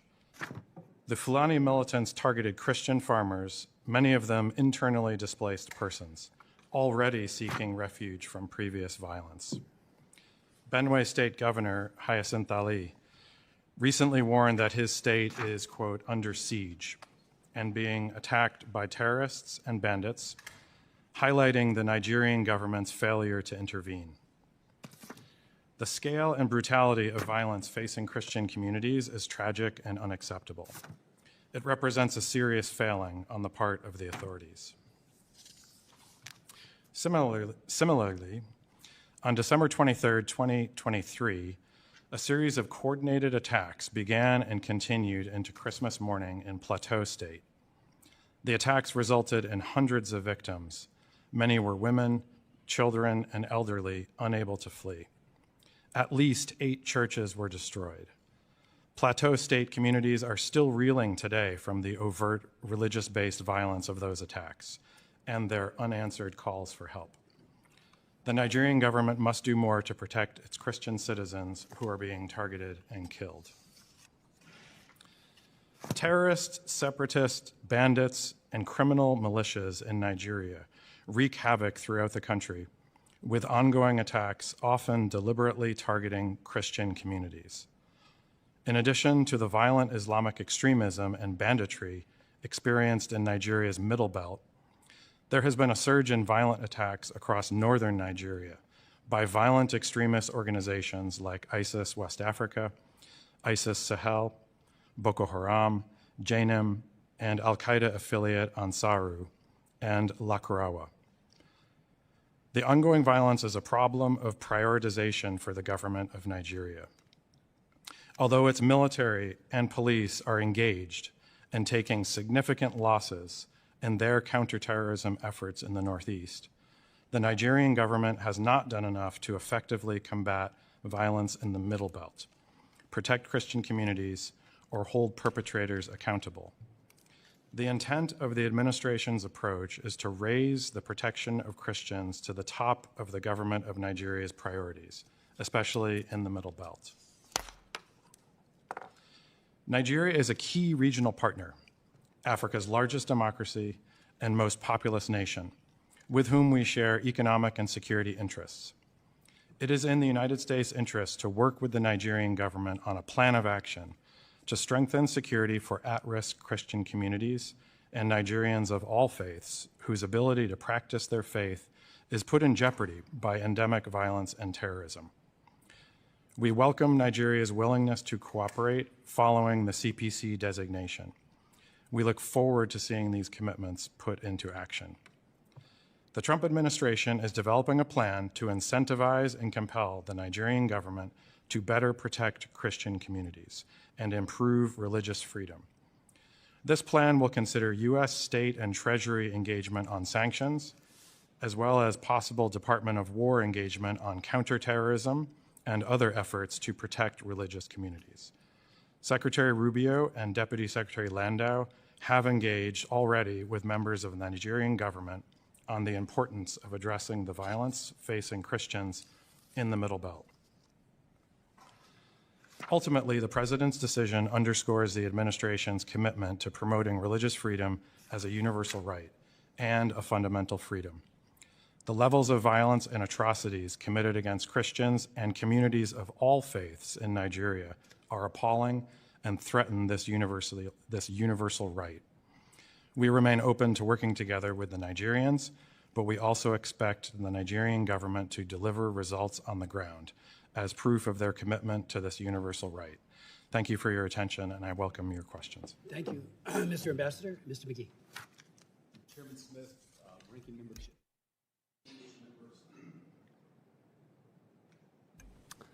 I'll start over. Chairman Smith, Ranking Member Jacobs, distinguished members of the subcommittee, thank you for the opportunity to join my colleague, Senior Bureau Official Pratt, to discuss the Trump administration's decision to redesignate Nigeria as a country of particular concern in accordance with the International Religious Freedom Act of 1998. President Trump's decisive action to designate Nigeria as a CPC made clear that the United States stands ready to champion the rights of Christians and protect them from religious persecution. The religious freedom situation in Nigeria is well documented in the annual IRF reports. The IRF Act, designed by Congress nearly 3 decades ago, establishes religious freedom as a U.S. foreign policy priority and mandates that the president call out religious freedom violators as a reflection of the importance our nation places on America's first freedom. As my colleague stated, the levels of violence and atrocities committed against Christians in Nigeria are appalling. Particularly in the Middle Belt, these attacks directly target Christian populations. Ample witness testimonies have confirmed attackers used religious language during their attacks and specifically targeted Christians for killing, abduction, and rape. It is clear Nigerians are being attacked and killed because of their faith, and the Nigerian government must uphold its duty to protect them.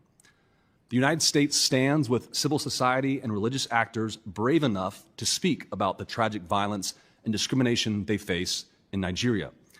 When Bishop Wilfred Anagbe and Father Remigius Eyula testified before Chairman Smith's hearing last March about religious freedom, these 2 courageous religious leaders reported they received threats rather than protection from the Nigerian government.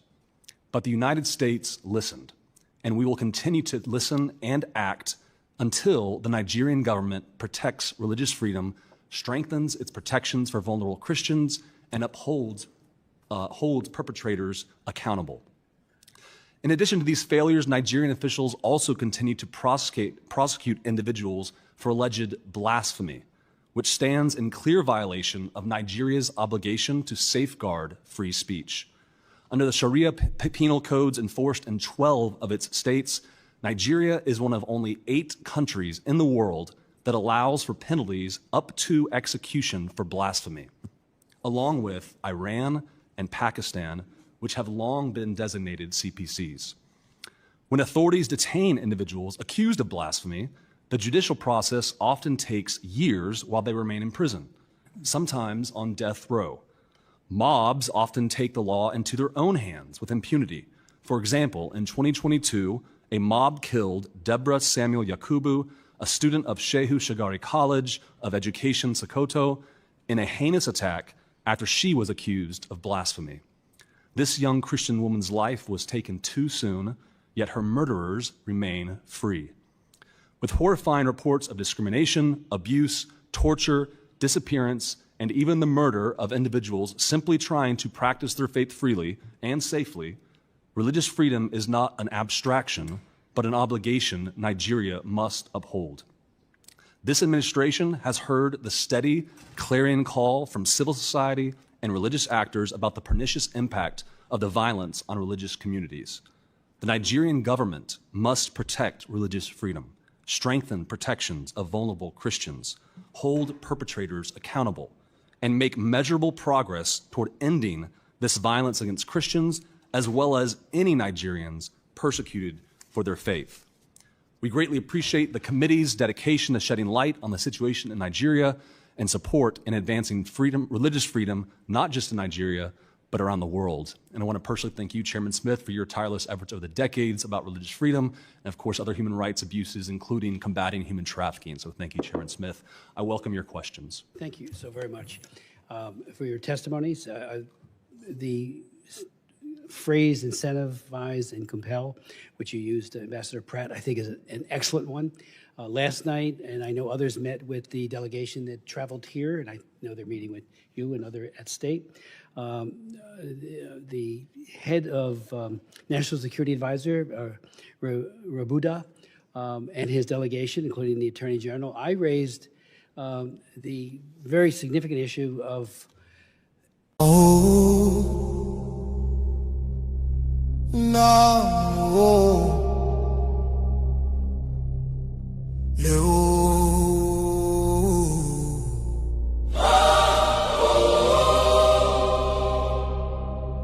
From every village, every city,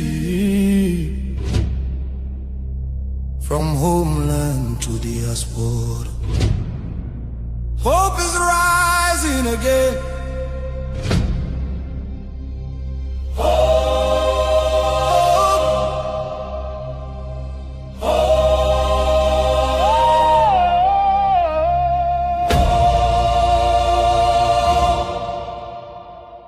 Biafra now our only hope. Biafra now our only hope.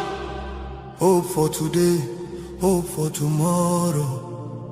No more pain, no more sorrow.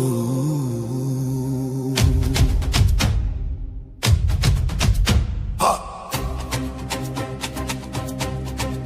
We bring better news, make you head on clear. We get hope, now Biafra we dey see ya. Beautiful nation, shining bright justice and fairness. Now the light. Biafra go be one beautiful nation. Every Biafran go enjoy true freedom. Fine, fine country, shining nation. Justice and fairness. Shine nation. Justice and fairness. Shine nation. Constitution say. Everybody equal, one love for rich and poor.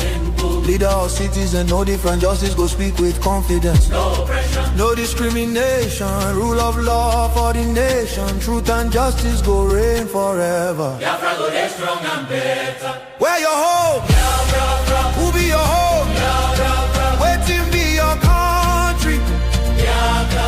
No more suffering and smiling, no more fear, no more hiding. Respect and dignity for all.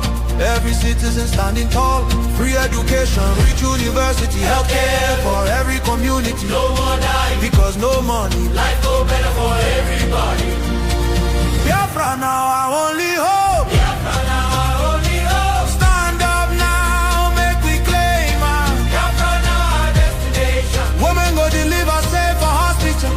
Citizen go get support every month. Better roads go connect every city. Modern railways and airport. Clean water go flow for house. Electric light go shine every night. Security go protect every family. Day and night. Everything go right. You fit waka free for midnight. Go your road without fear. Kidnapping and violence.